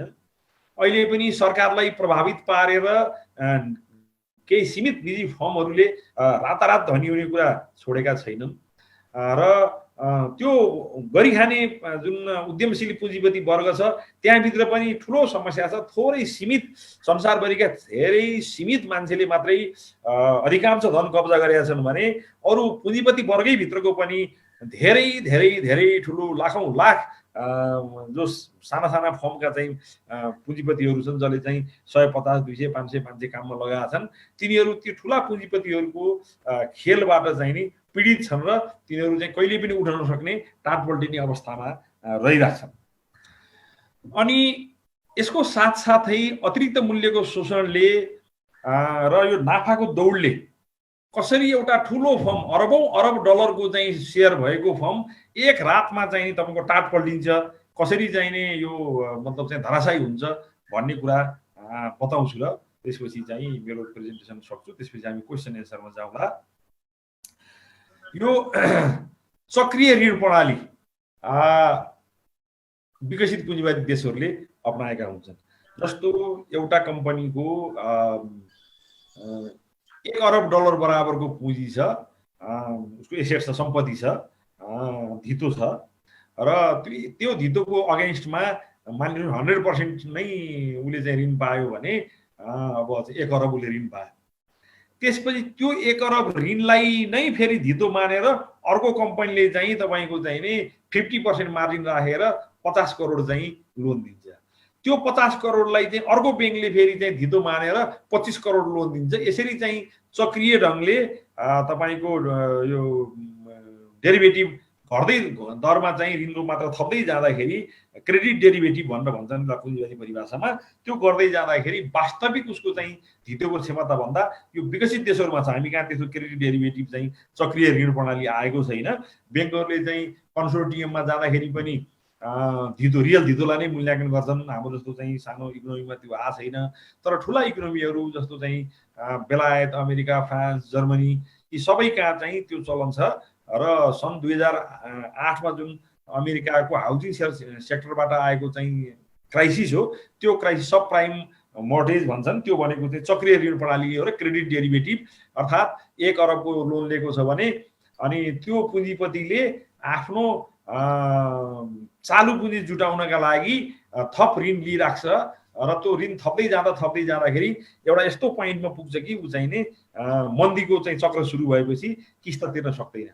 सबभन्दा पहिला उसले सानो ब्याङ्कको किस्त तिर्दैन, जो चाहिँ यदि चाहिँ 10 अरब ऋण ल्याएछ त्यो चक्रीय प्रणालीबाट भने सबभन्दा अन्तिममा चाहिँ 25 करोड लोन दिने चाहिँ ब्याङ्कको मानिलिनुहोस् तिर्दैन। अनि त्यो सबभन्दा सानो ब्याङ्कले गएर चाहिँ त्यो पुँजीको पतिकोमा ताला लगाउँछ, त्यसपछि ठुलो ब्याङ्कले पनि गएर ताला लगाउँछ, अर्को ब्याङ्कले गएर ताला लगाउँछ र घरमा राखेको लुगा लत्ता सर्टिफिकेट समेत झिक्न नदिएर खरबौँ डलरको चाहिँ मालिक पुँजीपति एउटा सानो ब्याङ्कको ऋण तिर्न किस्ता तिर्न नसकेर सडकमा आउँछ। त्यो लोभ उसमा कसरी सिर्जना हुन्छ भने अझै नाफा खोज्दै जाँदाखेरि ऊ चाहिँ नि त्यो अवस्थामा पुग्छ। त्यसलाई कार्ल मार्क्सले सापेक्षिक अतिरिक्त उत्पादन रिलेटिभ ओभर प्रोडक्सन भन्नुभएको छ। सारा संसारका जनतालाई बाँड्न पुग्ने गरी अथवा एउटा देशको सिमानाभित्र रहेर हेर्दाखेरि देशका सबै जनतालाई बाँड्न पुग्ने गरी ओभर प्रोडक्सन भएको होइन। बजारमा किन्न सक्ने क्रय शक्तिको तुलनामा बढी उत्पादन भएको भनिएको। हामी ओभर प्रोडक्सन भन्न कहिले काहीँ भ्रममा के पर्छौँ भने पुँजीवाद ओभर प्रोडक्सनको कारणले पनि सङ्कटमा आउँछ। जस्तो अमेरिकामा चाहिँ जनताले किन्न सक्ने भन्दा बढी हाउस तयार भए, यसको अर्थ चाहिँ नि सबै जनतालाई पुग्ने गरी बढी भन्दा पनि बढी घर तयार भएर नबिग्या हो र होइन। जनता अतिरिक्त मूल्यको शोषण गर्दै जाँदा अदृश्य रूपमा जनताको खल्ती रित्तिँदै जाने, रित्तिँदै त्यो थाहा पाइँदैन, तर त्यो कर्जाको कारणले रित्तिँदै जाने र त्यसपछि चाहिँ नि बजारमा तयार भएको माल चाहे त्यो घर होस् चाहे त्यो अरू सुविधाको चाहिँ क्षेत्र होस् त्यो चाहिँ किन्न नसक्ने स्थिति तयार भएपछि त्यो बिग्दैन र त्यो नबिग्ने कारणले उपभोगबाट वञ्चित हुने कुरा श्रमजीवी वर्ग त हुन्छ पर्छ तर त्यसबाट चाहिँ नि ठुलो पुँजीपति वर्ग चाहिँ को मान्छे कहिले एउटा सेक्टरको मान्छे कहिले अर्को सेक्टरको मान्छे टाट पल्टिने स्थिति आउँछ र त्यो टाट पल्टिँदाखेरि पुँजीवादी सरकारको चाहिँ नि प्रणाली के हुन्छ भने त्यो टाट पल्टेको कम्पनीलाई चाहिँ आफ्नो पुँजीवादी व्यवस्था जोगाउनको लागि राहत दिएर लगानी दिएर उठ्छ। त्यो पुँजीवादी व्यवस्थाको बाध्यता पनि किनभने उसैले रोजगारी लगायतका कुराहरू अधिकांश निजी ब्याङ्क र निजी कम्पनीहरूले नै दिइरहेका हुन्छन्। त्यसो भएर चाहिँ ती कम्पनीहरू जोगाउनका लागि पुँजीवादी सरकारले नीति बनाउँछ र कहिले पनि एउटा गरिब मान्छेहरू स्लम अथवा चाहिँ तपाईँको चाहिँ झोपडपट्टीमा मान्छेहरू भोकै मर्दाखेरि तिनका लागि चाहिँ सरकारले देखाउनका लागि थोरै राहत ल्याउला, तर त्यस्तो चाहिँ ऋण मोचनकै काम आम जनता ऋणग्रस्त हुँदाखेरि ऋण मोचनको कार्यक्रम ल्याउँदैन। तर अमेरिकामा सन् 2008मा हाउसिङ क्षेत्रबाट जुन क्राइसिस सुरु भयो त्यो क्राइसिसमा चाहिँ एकैचोटि 200 कल्पना गर्नुहोस् 200 भन्दा बढी ब्याङ्कहरू टाटपल्टी एकै रातमा कसरी टाटपल्टी चाहिँ मैले बताएँ तरिका बताएँ। त्यो पैसाको प्रवाहबाट चक्रबाट चाहिँ लोनको चाहिँ सर्कुलेसनबाट चाहिँ ब्याङ्कहरू धनी हुने हुन्। जहाँनिर एउटा चेन टुट्छ कडी टुट्ने बित्तिकै सबै एकचोटि भराङ भुरुङ झर्ने स्थिति हुन्छ र त्यही स्थिति भएर 200 भन्दा बढी ब्याङ्कहरू टाटपल्टिए र ती सबै ब्याङ्कलाई चाहिँ ऋण मोचन कार्यक्रम अर्थात् बेल आउट प्रोग्राम ल्याएर अमेरिकी राष्ट्रपतिले चाहिँ उद्धार गर्नुभयो र त्यो त्यति जति पैसा चाहिँ नि अमेरिकी ब्याङ्कहरूलाई बेल आउट गर्न लिएर यो खर्च गरियो त्यति पैसा चाहिँ नि श्रमिक वर्गमा चाहिँ खर्च गरेको भए त्यो आर्थिक सङ्कटै आउने थिएन। अब यहाँनिर जुन अहिले वर्तमान कोरोना महामारीमा पुँजीवादको व्यवस्थापनको जुन धज्जी उडेको छ, संसारभरिका पुँजीवादी राष्ट्रहरू, अलिअलि समाजवादी सिस्टम भएकाहरू चाहिँ ले छिटो म्यानेज गरे। त्यसमा चाहिँ प्रजातान्त्रिक समाजवादी भनिएका नर्डिक कन्ट्रीहरूले यो कोरोनालाई छिटो म्यानेज गरे। त्यसपछि चाहिँ अब चाइनाले चाहिँ अब सबभन्दा बढ्ता एपिसेन्टर भएको चाहिँ नि चाइनाले म्यानेज गरिसक्यो। त्यसपछि भियतनामले पनि त्यसलाई धेरै राम्रो म्यानेज गरेको छ। तपाईँको चाहिँ एकदम तानाशाही व्यवस्था छ, त्यो व्यवस्था म रुचाउँदिनँ उत्तर कोरियाको, त्यो कुनै कम्युनिस्ट व्यवस्था होइन। तर पनि यो उत्पादन र वितरणमा नियन्त्रण गरेका कारणले उत्तर कोरियाले पनि चाहिँ म्यानेज गरेको छ। त्यसपछि क्युबाले त अब त्यति सानो राष्ट्रले चाहिँ विकसित राष्ट्रहरूमा चाहिँ डाक्टर समेत पठाउने गरी चाहिँ म्यानेज गरेको छ। त यो वितरणको प्रणाली थोरै पनि न्यायोचित हुने देशहरूले अहिलेको कोरोनालाई राम्रोसँग व्यवस्थापन गरेका छन् भने वितरण प्रणाली असाध्य मतलब चाहिँ तपाईँको शोषणपूर्ण हुने देशहरूले चाहिँ यसलाई व्यवस्थापन गर्न नसकेर हायल घायल भएको अवस्था देखिन्छ। त्यसो भएर अहिलेको यो कोरोना महामारीको अवस्थाले संसारभरिका देशहरू सङ्कटमा पर्ने कारण त छँदैछ। त यो सङ्कट पनि यसो सङ्कटको चरित्र पनि वर्गीय छ। कसरी यो चाहिँ वर्गीय छ अन्तर्राष्ट्रिय रूपमा भन्ने कुरा पनि मैले बताउने प्रयास गरेँ। त यसरी यो अहिलेको मतलब चाहिँ महामारीले विकसित भनेका राष्ट्रहरूको व्यवस्थापकीय क्षमता चाहिँ ध्वस्त रहेको र त्यो एउटा चाहिँ सजिलो अवस्थामा मात्रै त्यसले काम गरेन र सङ्कट पर्दाखेरि म्यानेजमेन्टमा त सङ्कट पर्दा चाहिने चिज हो, अहिले त सरल रूपले जहाँ पनि चल्छ। त्यो हिसाबले चाहिँ हेर्दाखेरि अब हामी समाजवादी खेमाका मान्छेहरूले पुँजीवाद पनि चाहिँ व्यवस्थापकीय क्षमता खत्तम रहेछ हा भनेर चाहिँ हाँसोमा उडाएर काम लाग्यो। हाम्रा व्यवस्थापकीय क्षमतालाई हामीले कसरी सुधार्ने हो, हाम्रो देशको पुँजी निर्माणलाई अब यसबाट लिनुपर्ने शिक्षा के हो यो क्लासको भन्दाखेरि अब हामी प्रिमिटिभ ढङ्गले पुँजी निर्माण गर्ने अनुमति नै दिन सक्दैनौँ। हामी सोसलिस्ट हौँ, त्यसरी चाहिँ जनतालाई चाहिँ घरबास उठाएर हामी पुँजी निर्माण गरेर अनि औद्योगिक क्षेत्रतिर तान्न सक्छौँ। हामीले अहिले गर्न सक्ने कुरा भनेको हाम्रो संविधानमा व्यवस्था भएको बमोजिम 3 पिलर इकोनोमीले जे अनुमति दिन्छ त्यसभित्र सरकारी, सहकारी र निजी यी तीनटैको दायरा बढाउँदै जाँदा निजीलाई पनि कुन तरिकाले सोसलिस्ट आवरणभित्र लिएर आउन सकिन्छ र समाजवादको सेवामा लगाउन सकिन्छ भन्ने कुरा चाहिँ विकसित गर्दै व्यवस्थापकीय क्षमता सुधार्नु पर्ने नेपाल र नेपाल जस्ता तमाम अविकसित राष्ट्रहरूको अहिले प्रमुख चुनौती रहेको छ। किनभने विकास निर्माणको लागि छुट्याइएको बजेट पुँजी निर्माणको कुरा गरिरहेछौँ नि त, हामी अकुमुलेसन अफ क्यापिटलको कुरा गरिरहेछौँ नि त। पुँजी निर्माण चाहिँ जति बढी सर्कुलेसनमा लग्यो, जति बढी परिचालन गर्यो त्यति बढी निर्माण हुने चिज हो। र अब त्यो सर्कुलेसनै गर्न नसक्ने भएको सफल पुँजीवादी राष्ट्रहरूले के गर्छन्, क्षमता बढी पुँजी लगानी गरेर अतिरिक्त मूल्यको शोषण गर्छन्। हामीले चाहिँ र त्यसरी पुँजी निर्माण गर्छन्। हामीले चाहिँ सरकारले बजेटमा छुट्याएको पुँजी समेत विकास निर्माणमा खर्च गर्न सक्ने व्यवस्थापकीय हालतमा छौँ।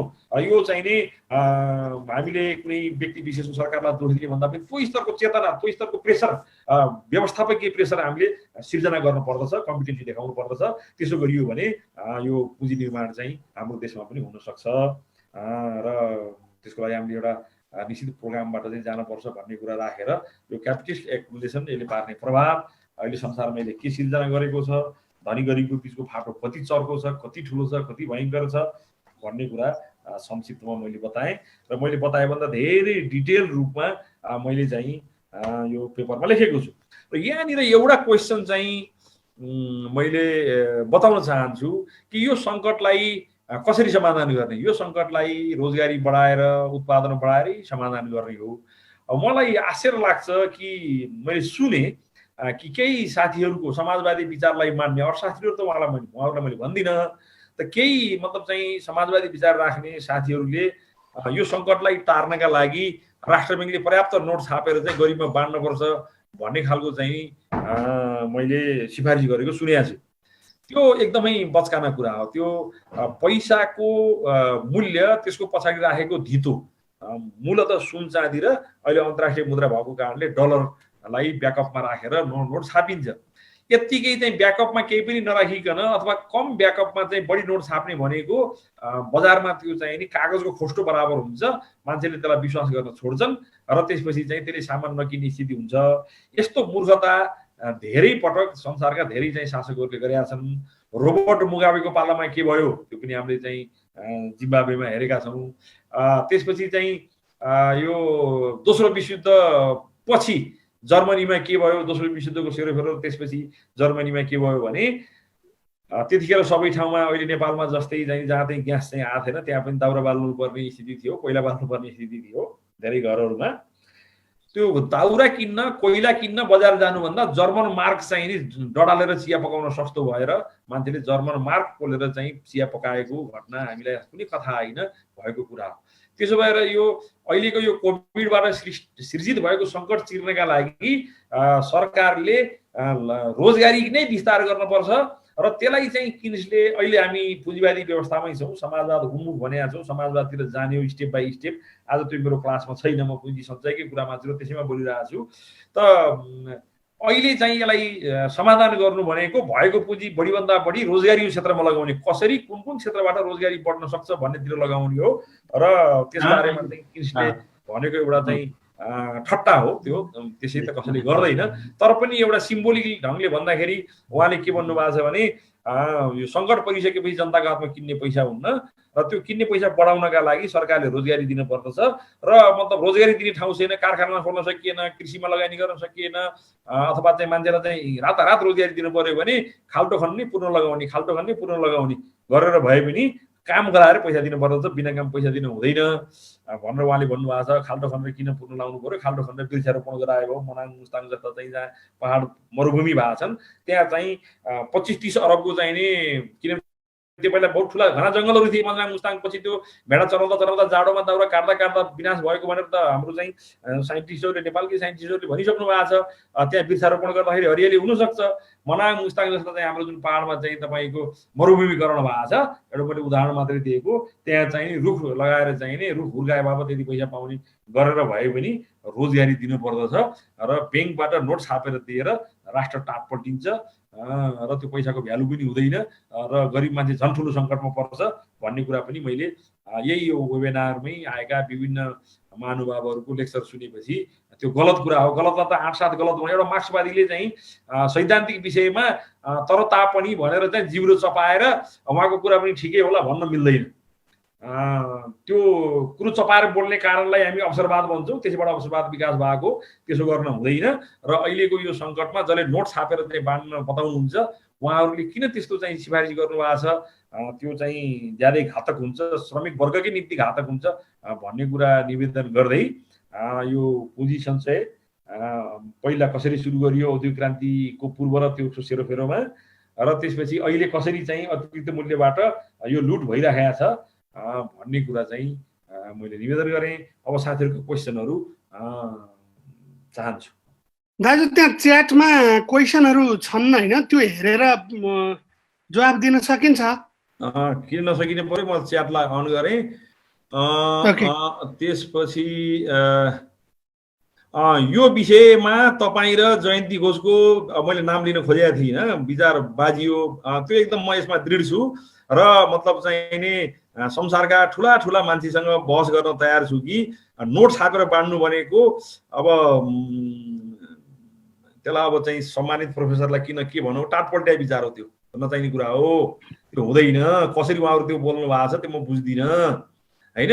कुनै पनि कार्ल मार्क्सले भन्नुहुन्थ्यो होला नि, संसारको कुन चाहिँ पुँजीवादी सरकारलाई अलोकप्रिय हुने इच्छा होला र, आफ्नो पुँजी राखी धनीलाई धनी बनाई ब्याङ्कबाट भटाभट चाहिँ नोट छापेर बाँड्न पाउँदाखेरि लोकप्रिय हुने इच्छा कुन पुँजीवादी सरकारलाई हुन्न होला।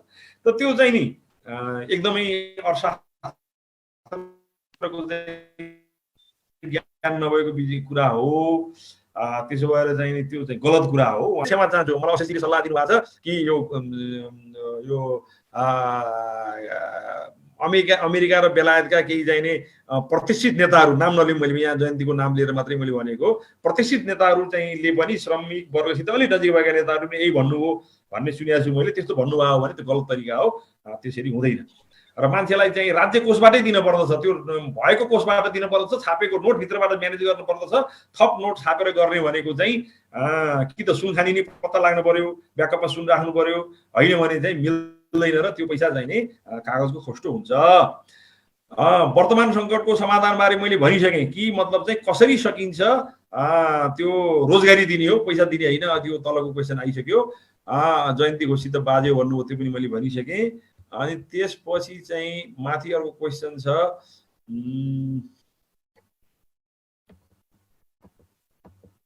does a present Nepali society demand either to develop a capitalism with human face or transform the present state of society into socialism? अहिले हामीले चाहिँ सोशलिजमतिरै जाने हो, तर त्यसको चरण हुन्छ। त्यो समाज विकासको चरण जस्तै आर्थिक विकासको पनि चरण हुन्छ। हामीले चाहिँ अहिले पर्याप्त रोजगारीको विस्तार गर्नुपर्ने, उद्यमशीलताको विस्तार गर्नुपर्ने, त्यो भाव हुँदाखेरि 3 पिलर इकोनोमीबाटै जाने हो। नयाँ ढङ्गको पुँजीवाद जसलाई जनवाद भनेका छौँ त्यसबाट जाने हो र त्यो चाहिँ क्रमशः 1-2 स्टेप गर्दै समाजवादतिर जाने हो।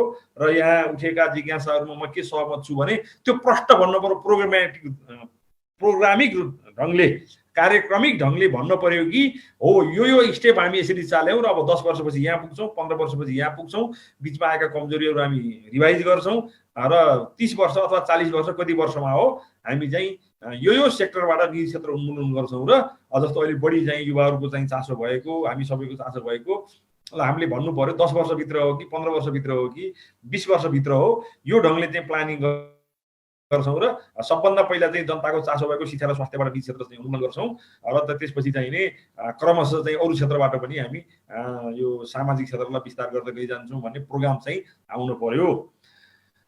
समाजवाद उन्मुखी हुने हो, ह्युमन फेसको क्यापिटलिजम हुँदै हुन्न। क्यापिटलिजम एउटा यस्तो चाहिँ तपाईँको छेपारो हो जसले सङ्कट पर्ने बित्तिकै आफूलाई अलिकति चाहिँ तपाईँको लोक कल्याणकारी बनाउँछ र सङ्कट सकिने बित्तिकै फेरि गरिबको ढाडमा चढिहाल्छ। त्यसो भएर ह्युमन फेसको क्यापिटलिजम त हुँदैन, कुनै हालतमा हुँदैन। तर के हो भने त्यो हुँदैन भन्दैमा हामी हाम्रो देशको मतलब चाहिँ स्थिति पुँजी निर्माणको अवस्थाबाट हाम फालेर चाहिँ पर जान सक्दैनौँ, त्यति कुरा चाहिँ मैले भने। विजय सर, दलाल पुँजीवादी वर्ग निर्माणमा रेड टेपिजम र नोकरशाही एउटै कुरा हो। वर्गको भूमिका बारे थोरै प्रश्न पारिदिनु होला। हाम्रो माग प्रगतिशील भन्नेहरू पनि किन दलाल पुँजीवादीहरूको घेराबन्दीमा पर्छन्? अब यसमा चाहिँ यो सब्जेक्टिभ क्वेसन हो। अब्जेक्टिभ ढङ्गले भन्दाखेरि चाहिँ सामाजिक व्यवस्थामा नै ती रोगहरू हुन्छन् जसले गर्दाखेरि वैचारिक सङ्घर्ष गरिएन भने, विचार निर्माणको प्रक्रियामा गइएन र हरेक कार्यक्रमलाई विचारसित लगिएन भने चाहिँ अवसरवाद विकसित हुन्छ। र अवसरवाद भनेको चाहिँ त्यो सम्पत्ति थुपार्ने दिशातिर जान्छ र त्यो चाहिँ ब्युरोक्रेसीलाई कमान्ड गर्ने भन्दा पनि ब्युरोक्रेसीको चाहिँ नोकर भएर जान्छ। देख्दा मन्त्री छ अथवा चाहिँ ठुलो नेता छ तर चाहिँ व्यवहारमा चाहिँ ब्युरोक्रेसीको दास भएर जान्छ। त्यसो भएर चाहिँ सामाजिक सिस्टममै मान्छेलाई भ्रष्ट पार्ने प्रणाली छ। त्यो प्रणालीलाई जित्नका लागि सब्जेक्टिभ फ्याक्टर अर्थात् वैचारिक कुरा, मतलब चाहिँ सिस्टम एकीकृत समाजवादी बनिसकेको छैन। त्यसो भएर चाहिँ नि ट्याक्क टेक्निकल अब्जेक्टिभ कुरा भन्दा पनि सब्जेक्टिभ ढङ्गले विचारधारामा मान्छेलाई केन्द्रित गरेर बहस गरेर कार्य गरेर जानुपर्छ भन्ने कुरा चाहिँ मैले निवेदन गरेँ। र जबसम्म चाहिँ तपाईँ गलत तरिकाले चाहिँ धन कमाउने कुरालाई चाहिँ पार्टीभित्र बहसको विषय बनाउनुहुन्न, अहिले बनाउनु पाइएको छैन, त्यही भएर त्यो बढाइएको छ। बनाइयो भने त्यस्ता मान्छे पुच्छर लुकाएर भाग्छन्। जयन्ती घोषित विचार बाजिएको मैले भनिसकेँ, अहिले मैले बताइसकेँ, त्यो बेठिक कुरा हो, म त्यसमा दृढ छु। यो रेड टिभिजमको कुरा आइसक्यो। त्यसपछि यो पैसा छाप्ने कुरा निम्न वर्गको कता गयो फेरि त्यो क्वेसन भनिदिनु त, कतापट्टि क्लिक गर्दा कता गयो, कसले लेख्नु भयो भनिदिनु सक्नुहुन्छ? ल आयो, यो पैसा फ्रम करुणाले सबैलाई सोध्नु भएको छ। यो पैसा छाप्ने कुरामै निम्न वर्गको पर्चेजिङ पावर बढाउने केही एकदम लोअर इकोनोमिक क्लासलाई पैसा छापेर बाँडेर रिभाइभ गर्ने कुरा त ठिकै होला। कहाँ हुन्छ त्यस्तो? पैसालाई तपाईँ कागजको नोटलाई, करुणा बहिनी लगायत सबैलाई म भन्न चाहन्छु कि कागजको नोटलाई मानव सभ्यताले कसरी विश्वास गर्ने ठाउँमा आइपुग्यो, त्यसको मोनेटरी हिस्ट्रीको लामो श्रृङ्खला छ। कसरी आयो भने सुरुमा बोकेर लान, धातुको पैसा बोकेर लान पहिला चाहिँ बजार गर्न जाँदाखेरि जति सामान ल्याउने त्यति नै चाहिँ धातुको पैसा चर्प चाहिँ डोकोमा बोकेर लिएर गएर ल्याउनु पर्थ्यो। त्यो गाह्रोले चाहिँ मान्छेले धातुको मुद्राको ठाउँमा पेपर मुद्रा, त्यसो पहिला चाइनाबाट आएको हो। कसरी आएको भने राष्ट्र ब्याङ्कले अथवा सुरुमा ट्रेजरी थियो, त्यो ट्रेजरीले चाहिँ ल तपाईँले चाहिँ चाँदाको घरि यति बराबरको सुन अथवा चाँदी पाउँछ, अहिले कागज लैजानुस् भनेर विश्वास मानेर नि कागजको पैसाको चाहिँ भ्यालु भएको हो। अनि नोट छापेर तल्लो वर्गलाई दिने भनिसकेपछि त्यसको पछाडि चाहिँ उत्पादनको ब्याकअप भएन भनेदेखि त तपाईँको चाहिँ नि अन्तर्राष्ट्रिय व्यापारमा चाहिँ तपाईँको पैसाको भाउ घट्छ। अनि घट्दै जाँदा चाहिँ जर्मन मार्क चाहिँ पोलेर चिया पकाउने जस्तो स्थिति आउँछ। त्यो गलत तरिका हो। एकदमै दृढ छु, यसमा कुनै अलमल नगर्नुहोस्, त्यो गलत तरिका हो। जनतालाई चाहिँ पैसा दिनुपर्छ, राज्य कोषबाट दिनुपर्दछ, भएको चाहिँ बजेटभित्रबाट दिनुपर्दछ र त्यो चाहिँ नि अरू क्षेत्र स्थगित गरेर भए पनि गरिबलाई चाहिँ रोजगारी दिनुपर्दछ र मतलब चाहिँ नि जो गरिबको हातमा पैसा दिने अनेक उपाय हुन सक्लान्। ऋणग्रस्त गरिब किसानहरूको ऋण माफी गरेर सरकारले त्यो ऋण तिर्दिने हुनसक्छ सरकारी कोषबाट। अनि त्यसपछि चाहिँ नि प्रत्यक्ष रोजगारी दिएर विभिन्न उपायको रोजगारी निकाल्न सकिन्छ। जस्तो चाहिँ नि बेला बेलामा यो चीनले अप्नाउने गरेको छ, त्यो ठुलो इकोनोमी छ र त्यो एउटा चाहिँ नि निजी पुँजीलाई एकदमै अगाडि बढाउँदाखेरि कतिपय पुँजीवादी उपाय अपनाउँदाखेरि चाहिँ नि सङ्कट त्यहाँ पनि देखा पर्दछ। त्यो सङ्कट चिर्न चाइनिजहरूले के गर्छन् भने लानै नपर्ने एरियामा चाहिँ 2000 किलोमिटर रेलवे लाइन बिछाउने, 5000 किलोमिटर रेलवे लाइन बिछाउने, ताकि पछि त्यसले इन्फ्रास्ट्रक्चरमा काम त गर्छ र त्यसरी चाहिँ मान्छेलाई रोजगारी दिएर अनि भौतिक काममा लगाएर जसबाट भोलि भ्यालु एड हुन्छ, मूल्य अभिवृद्धि हुन्छ राष्ट्रको, त्यसरी पैसा दिनु पर्दछ।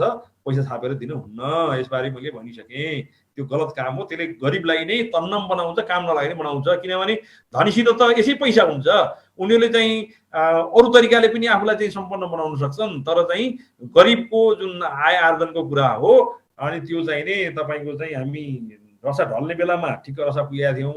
त्यस्तो मूर्खता धेरै देशले गरेका छन्। अनि त्यहाँ चाहिँ त्यो क्राइसिस समाजवाद ढलेपछि एकैचोटि म्यानेज गर्नु एलसिसी शासनमा थिए, त्यो त्यतिखेर हामी रसा पुग्दा ठ्याक्क ढल्या बेला थियो। अनि चाहिँ यति धेरै नोट छाप्यो कि अनि त्यसपछि कसैले मान्यता नदिएपछि हामीले 16,000 रुपियाँ रुबल तिरेर, जहाँ चाहिँ तपाईँको 50 पैसामा 1 रुबल भन्दा कममा चाहिँ नि खाजा खान पाइन्थ्यो पहिला सोसियलिजम हुँदाखेरि। त्यो ढलेपछि 1600 रुपियाँ तिरेर चाहिँ हामीले एउटा बन पाउरेटी किनेका थियौँ होइन। त त्यो हालत हुन्छ। त्यो काम नलाग्ने तरिका हो। त्यो चाहिँ त्यस्तो मूर्खता चाहिँ धेरैले गरेका छन्। त्यस्ता मूर्खतामा लाग्न हुँदैन। अब विदेशबाट फर्कन सक्ने लाखौं युवाहरूलाई संरक्षित कृषि त्यही हो, तत्काल चाहिँ दिन सक्ने त्यही नै हो, उपाय हो, अरू उपाय छैन। किनभने त्योभन्दा माथि पनि एउटा प्रश्न छ दाजु। त्यहाँभन्दा माथि के छ भनिदिनु न, मैले नदेखेर तपाईँले भनिदिनु त हुन्छ नि। ए होइन, मैले त त्यो हेर्दै गर्न सजिलो होला भनेर भन्नु त। ल मैले पैसाको बारेमा चाहिँ घरघोर खण्डन गर्छु, त्यो टापल्ट्या विचार हो। ल सिधै मैले भने ल यसमा नो कम्प्रोमाइज। त्यसो गरेपछि त हरेक बुर्जुवा सरकारलाई सजिलो भइगयो नि। नोट छापे दियो, किन आलोचना खानु पर्यो, किन जुलुस खानु पर्यो? होइन, त्यो निरपेक्ष हिसाबले झ्याम्की झ्याम पत्रिका छापे जस्तो नोट छाप्ने भने होइन होला। अथवा त्यस्तो कुनै पनि राज्य कोषबाट दिनु पर्यो। छापेर दिने भने कन्सेप्टै गलत हो नि। गलतलाई त तपाईँको चाहिँ नि फोहोर छ भने 1 चम्चा फोहोर र 1 पाथी फोहोरमा के अन्तर हुन्छ? तपाईँ 1 पाथी फोहोर नखाने 1 चम्चा फोहोर खान सक्नुहुन्छ, नीतिगत रूपमा सक्नुहुन्न नि। त्यो कुरै गर्नुहुन्न। साकार लामाको क्वेसन छ, as you have cited the condition of president नेपालको बारेमा भनिसकेँ। जयन्ती घोषको म किन दोहोऱ्याउँ? सम्मानित दिदी त धेरै भन्दिनँ। म सुनाइदिउँ दाजु? हजुर, म सुनाइदिन लागेको क्वेसन। साकार लामाको क्वेसन के छ भने पाउनु त नवीन ढुङ्गाना। त्यसपछि नेपालमा पुँजी सञ्चयको अवस्था कस्तो छ? पुँजी सञ्चयको अवस्थाको बारेमा मैले बताइसकेँ। पुँजी सञ्चय चाहिँ परिभ्रमणबाट, सर्कुलेसनबाट, परिचालनबाट उत्पादन हुने चिज रहेछ होइन। त्यो अघि नै मैले भनिसकेँ। निजी पुँजीको एकदमै कम विकास भएको अवस्था छ र सरकारी पुँजीले त्यसलाई चाहिँ बुस्टअप गर्ने हो अथवा सरपास गर्ने हो। निजी अब भनौँ न सैद्धान्तिक ढङ्गले भन्दाखेरि निजी अर्थतन्त्र नै चलाउने हो भने निजी पुँजीलाई बुस्टअप गर्ने, र समाजवादी ढङ्गले जित्दै जाने हो भने निजी पुँजीलाई सरपास गर्ने, त्यसलाई जितेर चाहिँ नि सार्वजनिक पुँजी बढाउने। यी दुईटै कुरामा चाहिँ तपाईँको सरकारले छुट्याएको बजेट पुँजीगत खर्च बढी हुनु पर्दछ। तर त्यो नभएको अवस्था छ। धेरै एकदम चाहिँ तपाईँको कमजोर अवस्थामा पुँजी निर्माण छ हाम्रो। अब त्यो भइसक्यो है। यहाँ चाहिँ साकार लामाले सबैलाई भन्नुभएको छ, as you have cited the condition of Germany after second world war and compared with its present COVID crisis, I think war destroys infrastructure and COVID destroys humans and economy, but not the infrastructure. German was massively destructed by Soviet bombing in Second World War. Research conducted in Germany shows 80% of steel industry and the German economy took 15 years to recover and इत्यादि इत्यादि। यसो हो नि त्यो destroy भएर जानु र यतापट्टि भएका कारखाना बन्द हुनु आर्थिक दृष्टिकोणले हामी अर्थतन्त्रमा मूल्य हेर्छौँ। जस्तो हामी के भन्छौँ भने हाम्रो देशको कुल गारास्त उत्पादन यति भन्छौँ नि हामी, के भन्छौँ त आखिर हामीले त्यहाँ धान भनिरह हुँदैनौँ, चामल भनिरह हुँदैनौँ, पिठो भनिरह हुँदैनौँ, अथवा चाहिँ मोटर पार्ट्स अलिअलि उत्पादन हुन्छ नेपालमा त्यो भनिरह हुँदैनौँ, अथवा चाहिँ कपडा उत्पादन हुन्छ त्यो भनिरह हुन्नौँ नि। हामी सबैलाई मूल्यमा हिसाब गरेर पैसामा हिसाब गरेर कुल ग्राहस्थ उत्पादन भन्छौँ नि। हो त्यो ग्राहस्थ उत्पादनको हिसाबले हेर्दाखेरि पुल ध्वस्त भएर पर्ने घाटा र इन्डस्ट्री बन्द भएर पर्ने घाटा, स्कुल कलेज बन्द भएर मास्टरले तलब नपाउने घाटा, अनि कारखाना बन्द भएर मजदुरले तलब नपाउने घाटा इकोनोमीमा एउटै कुरा हो, जताबाट पनि एउटै हो। तपाईसित चाहिने पैसा छ भनेदेखि पुल डिस्ट्रोय भएपछि लगानी गर्दा पुनः रोजगारी बढ्न सक्छ। यतापट्टि कोभिडले बन्द भएको चाहिँ इन्डस्ट्रीहरू कोभिडलाई जितेर खोल्न सकियो भने पुल बनाउन त्यो श्रमिक लगाउनुहुन्छ कि ध्वस्त भएको पुल बनाउन लगाउनुहुन्छ कि रोकेको कारखाना चलाउन लगाउनुहुन्छ, कुरा एउटै हुन्छ। इकोनोमीमा मूल्यको कुरा गर्दाखेरि त्यसले केही फरक पर्दैन। मूल्य निर्माणको प्रक्रिया रोकिएपछि जनताको हातमा पैसा नपुग्ने अवस्था भएपछि सिचुएसन एउटै हुन्छ। अहिले हामीलाई चाहिँ माथिबाट बम नखसेर तलैबाट चाहिँ नि इन्डस्ट्री बन्द भएपछि कल्पना गर्नु एउटा कारखानामा बम खसेर कारखाना ध्वस्त भएर रोजगारी गुमेर अनि कोभिडको कारणले काम गर्न नपाएर रोजगारी गुम्ने कुरा एउटै कुरा आर्थिक हिसाबले भन्दाखेरि। वर्तमान नेकपाको सरकारले शिक्षा र स्वास्थ्य क्षेत्रमा लिएको नीति समाजवाद उन्मुखतिर छ वा कस्तो छ? यो समाजवाद उन्मुख देखिन्न, समाजवाद उन्मुख देखिन्न र अन्यलग्रस्त छ। यो केही पनि छैन। यो तपाईँको हात्ती के अरे नेत्रहीनहरूले हात्ती छामे जस्तो बजेट छ। त्यसो भएर अब आफ्नै सरकारको बजेटलाई आउँदा बढ्दा कति आलोचना गरौँ, यसमा कुनै दिशा निर्देश भएको, लक्ष्य किटान गरिएको, यो वर्षमा यसरी यसलाई पुरा गर्छौँ भनेको केही पनि छैन। यो चाहिँ कुडा कर्कटको जम्मा गरेको छ। त्यसो भएर यो चाहिँ नि कम्युनिस्ट सरकारले ल्याएको बजेट भन्न भविष्यमा खिसी टिग्री गर्ने विषय हाम्रा छोराछोरी नाति नातिनाले चाहिँ हाँसोमा उडाउने खालको बजेट आएको छ। यसको कुनै चर्चै नगरौँ। शिक्षा र स्वास्थ्यमा लिएको नीति समाजवाद उन्मुख छैन। त्यहाँ भन्न पर्यो नि त, ल यति भए पनि यसपालि गऱ्यौँ, अर्कोचोटि त्यहाँ पुर्याउँछौँ। टार्गेट हुनु पर्यो नि। प्रोग्राम भनेको पैसा बाँड्ने मात्रै, त्यसको चाहिँ उद्देश्य स्पष्ट हुनु पर्यो, प्रोग्राम हुनु पर्यो, त्यसको चाहिँ लक्ष्य निर्धारण हुनु पर्यो। अनि त्यसपछि लक्ष्य निर्धारण भएपछि त्यो सम्पन्न भइसकेपछि समीक्षा हुनु पर्यो कि ल कति पर्सेन्ट 0.01% समाजवाद सुरु गऱ्यौँ त, 0.02% सुरु गऱ्यौँ त भन्ने कुरा टार्गेट चाहियो नि। त्यो छैन यो बजेटमा केही पनि। अब ओके,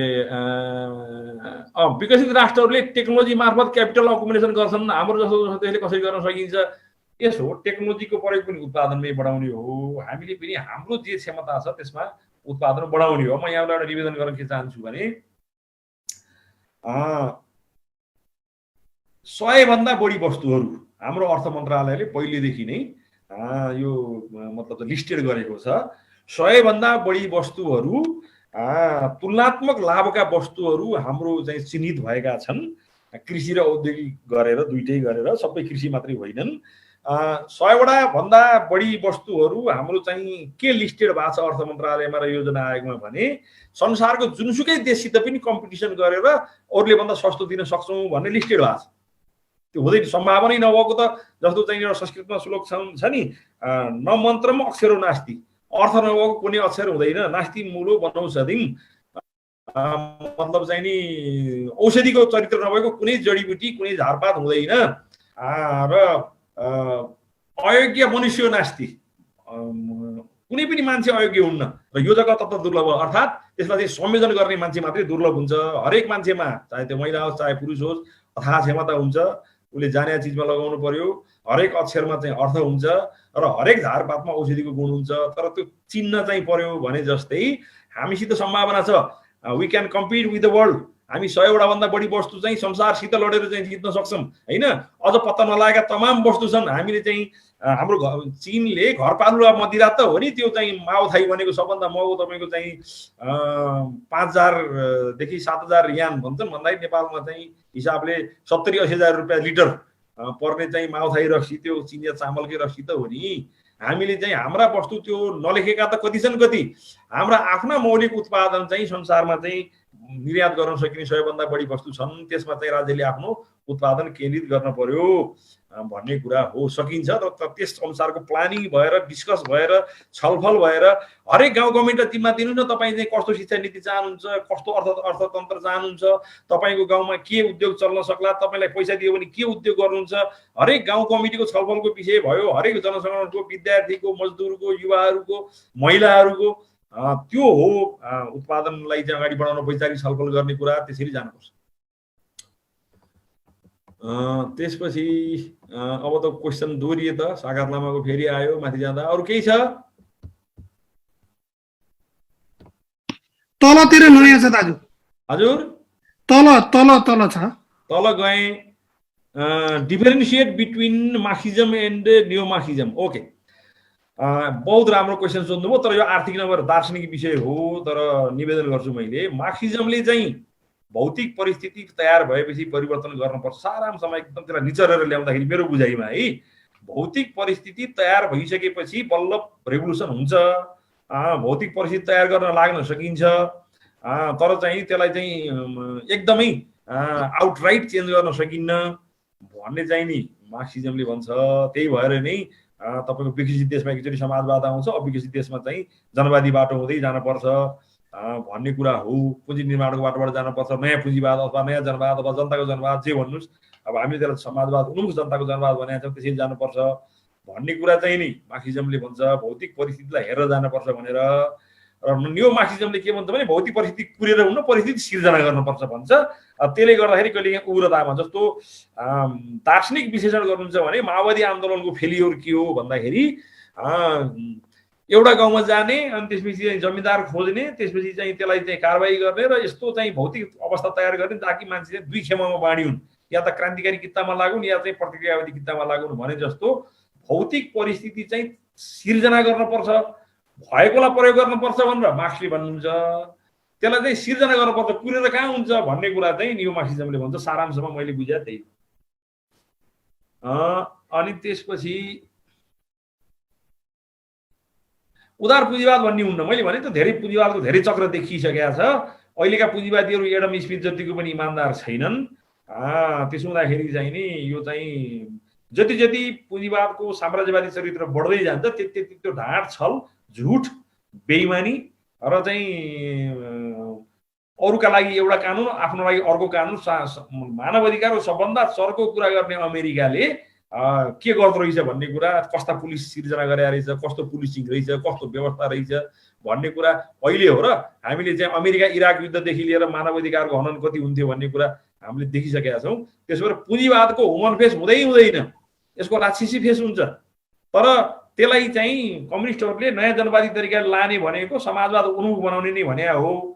त्यसलाई विभिन्न नाम दिइयो। त्यसो भए हामी त्यही चरणमा छौँ। यो भनेको पुँजीवादका लागि पुँजीवादको विकास गर्ने होइन, समाजवादका लागि पुँजीवादको चाहिँ राष्ट्रिय पुँजीवादको विकास गर्ने हो। त्यो चाहिँ नि सरकार नियन्त्रित पुँजीवादको व्यवस्था गर्ने हो, सरकारबाट व्यवस्थित पुँजीवादको विकास गर्ने हो। त्यो क्रममा चाहिँ निजी पुँजीलाई फस्टाउन दिने हो, तर सरकारले त्यसलाई जित्दै जाने हो। त्यसलाई चाहिँ कुरेर चाहिँ नि निजी नाफाको अर्थतन्त्र बनाउने होइन भन्ने कुरा चाहिँ म प्रश्न पार्न चाहन्छु। अब यहाँ एक दुईवटा प्रश्न चाहिँ हाम्रो फेसबुक लाइभमा पनि आएको छ होइन। जस्तै हाम्रोमा पुँजीवादै छैन, दलाल अर्थतन्त्र भनेको पुँजीवाद होइन भन्ने एउटा अरुण जोशीको क्वेसन छ। अर्को एउटा क्वेसन के छ भन्दाखेरि जुन अघि माथि नै आएको थियो, अहिले हट्यो कि नेपालमा चाहिँ यो क्यापिटलिस्ट एकुमुलेसनको प्रोसेस कसरी भइरहेछ, त्यसलाई थप प्रश्न पारिदिनु न। नेपालमा त्यो प्रोसेस भइरहेछ कि छैन, छ भने कसरी छ भनेर सोध्नु भएको छ। ओके, सबैभन्दा पहिलो कुरा त यो के अरे नेपालमा पुँजी निर्माणको कुरा मैले भने पुँजी निर्माणको त नभएको त होइन, भएको छ। तर जसरी हामीले चाहिँ पुँजी निर्माण भने त त्यो चाहिँ उत्पादनमा, रोजगारी वृद्धिमा देखिन पर्यो नि त। त्यो हिसाबले चाहिँ एकदमै कमजोर अवस्था छ र भएको बजेट पनि खर्च नभएको अवस्था छ, धेरै दरिद्र अवस्थामा छ पुँजी निर्माणको अवस्था भनेर मैले अघि नै निवेदन गरिसकेँ। धेरै कमजोर अवस्था छ। तर हामी पुँजी निर्माणको चरणमा प्रयास त गरिरहेछौँ। हरेक वर्ष बजेट आइरहेको छ, बजेटले चाहिँ विकास खर्च छुट्याउँछ, तर त्यो चाहिँ त्यसको कार्यान्वयन चाहिँ ज्यादै कमजोर, व्यवस्थापिक हिसाबले पनि नियतको हिसाबले पनि धेरै कमजोर छ। अब जहाँसम्म दलाल पुँजीवाद होइन भन्ने कुरा होइन, पुँजीवाद हो। एउटा कुरा के स्पष्ट पारौँ भने पुँजीवादमा दलाल तन्त्र अनिवार्य कुरा हो। सवाल कहाँ मात्रै हो, अमेरिकामा पनि दलाल तन्त्र हुन्छ। सवाल कहाँनिर हो भने टोटल नेसनल क्यापिटललाई, नेसनल चाहिँ धनलाई, धनको क्षमतालाई दलाल पुँजीवादले जित्यो भने चाहिँ नीतिमा, पैसामा, सबैमा के टोटालिटीमा दलाल पुँजीवादले जित्यो भने त्यसलाई हामी दलाल पुँजीवादी भन्छौँ। र मतलब चाहिँ नि यो औद्योगिक पुँजीवादले, व्यावसायिक पुँजीवादले जित्यो भने त्यसलाई हामी चाहिँ नि दलाल पुँजीवाद भन्दैनौँ, राष्ट्रिय पुँजीवाद भन्छौँ। त्यसो हुँदाखेरि दलाल तन्त्र नभएको त कुनै इकोनोमी नै हुँदैन, पुँजीवादी इकोनोमी नै हुँदैन। तर यहाँ समस्या के हो भने दलाल तन्त्रले यति बढी जित्यो कि पोलिटिकल निर्णयहरूमा, बजेटमा समेत त्यसले हस्तक्षेप गर्न थाल्यो। देखिहाल्नुभयो नि त।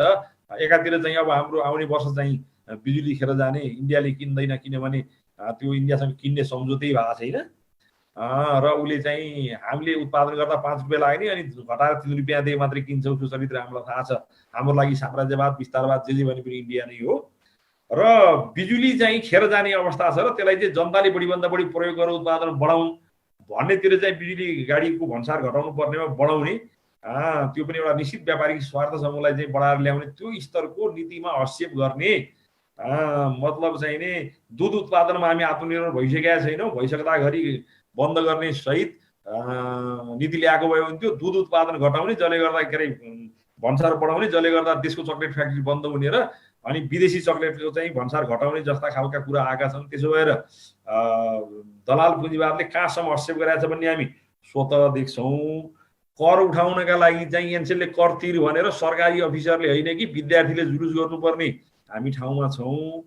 त्यसो भएर दलाल तन्त्रको कब्जा चाहिँ साह्रै डरलाग्दो छ।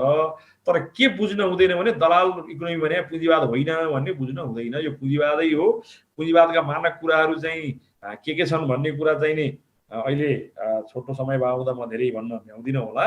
तर बुझ्न पर्ने के छ भने दलाल तन्त्र पुँजीवादको अनिवार्य चरित्र हो, बिचौलिया वर्ग हो। त्यो बिचौलिया वर्गले चाहिँ राष्ट्रिय पुँजी नै कब्जा गर्यो, राष्ट्रिय अर्थनीति नै कब्जा गर्यो, नीति निर्माणको तह नै कब्जा गर्यो भने त्यसलाई हामी दलाल पुँजीवाद भन्छौँ। र त्यो तल छ तर चाहिँ नेसनल क्यापिटल त्यसलाई चाहिँ सबोर्डिनेट बनाइरहेको छ अथवा चाहिँ अधीनस्थ राखेको छ भने दलाल पुँजीवाद भन्दैनौँ। त्यति फरक हो। दलाल पुँजीवाद पुँजीवादै हो। अनि अरू कुनै क्वेसन? अर्को यहाँ फाइनल्ली नेपालको चाहिँ जुन अहिलेको वाम सरकार छ यसले समाजवादलाई एकदम छिटो छिटो नजिक ल्याउँदैछ भन्ने प्रश्न छ एउटा। ल्याउँदै छैन, मैले अघि नै भनिसकेँ। किनभने यो 3टा बजेटमा कहीँ पनि सपना देख्नु राम्रै कुरा हो, तर सपनालाई कहाँ लैजाने भन्ने कुनै प्लान छैन कि। जस्तो रेलको कुरा गर्ने हो भने पनि कति रेलवे लाइन बिसाउँदा कति रोजगारी सिर्जना गर्नेछौँ, अनि त्यसको टार्गेट कति हुनेछ, अनि त्यसबाट चाहिँ यति सामान ढुवानी हुनेछ, यस्तो हुनेछ, यो गर्नेछौँ, त्यसको लागि यो ठाउँमा रेलको लाइन जानेछ, त्यो ठाउँमा चाहिँ यो उत्पादनको सम्भावना छ, त्यसमा यो कारखाना राख्छौँ। यस्तो प्लान केही पनि छैन। हावादारी ढङ्गले ल्याएको कुरा छ। र यो कुनै पनि 3टा बजेटमा दुःख लाग्छ भन्दाखेरि अब त्यसमा चाहिँ हस्तक्षेप गर्न नसकेको कमजोरी, हाम्रो चाहिँ कमजोरी पनि अब स्वीकार गर्नु पर्ला। तर यथार्थ के हो भने 3टै बजेटमा कहीँ पनि समाजवाद भने त कार्ल मार्क्सले के भन्नुभएको छ भने समाजवाद भनेको योजनाबद्ध व्यवस्था हो। पुँजीवाद चाहिँ अहिले पहिला थिएन, पुँजीवाद पनि योजनाबाटै ल्याइएको। तर अहिले चाहिँ पुँजीवादी विश्वव्यापी भाव हुँदाखेरि यो स्वतः छोडिदिनुहोस्, यथास्थितिमा छोडेपछि स्वतः पुँजीवाद भएको। पुँजीवादको लागि मेहनत गर्न पर्दैन। तर पनि राष्ट्रिय पुँजीवाद, समाजवादतिर उन्मुख पुँजीवादको लागि चाहिँ त मेहनतै गर्नुपर्छ। तर समाजवादको लागि त योजनाबद्ध ढङ्गले जाने, योजना छैन केही पनि। त्यसो हुँदाखेरि यो कहीँ पनि कुनै पनि बजेटमा यो मेरो आलोचना चाहिँ नि कुनै पूर्वाग्रह छैन। कुनै पनि शीर्षकमा समाजवादमा हतारिएर जानुहुन्न, त सबभन्दा बढी म यसमा स्पष्ट छु। तर प्लानिङ त हुनु पर्यो नि। हाम्रो यो प्लानिङ छ, यसरी जान्छौँ। जहिले पनि हतार गर्ने कुराको म आलोचक रहिरहेको छु र यो आलोचना बापत युवाहरूले मलाई आलोचना गर्नुभएको छ, त्यो पनि मैले बुझ्छु। तर यी 3टै बजेटमा कहीँ पनि समाजवादतिर जाने लक्षण, चरित्र, योजना, कार्यक्रम केही पनि छैन, कहीँ पनि। करिब करिब अब सबै प्रश्नहरूको बारेमा यहाँ आयो।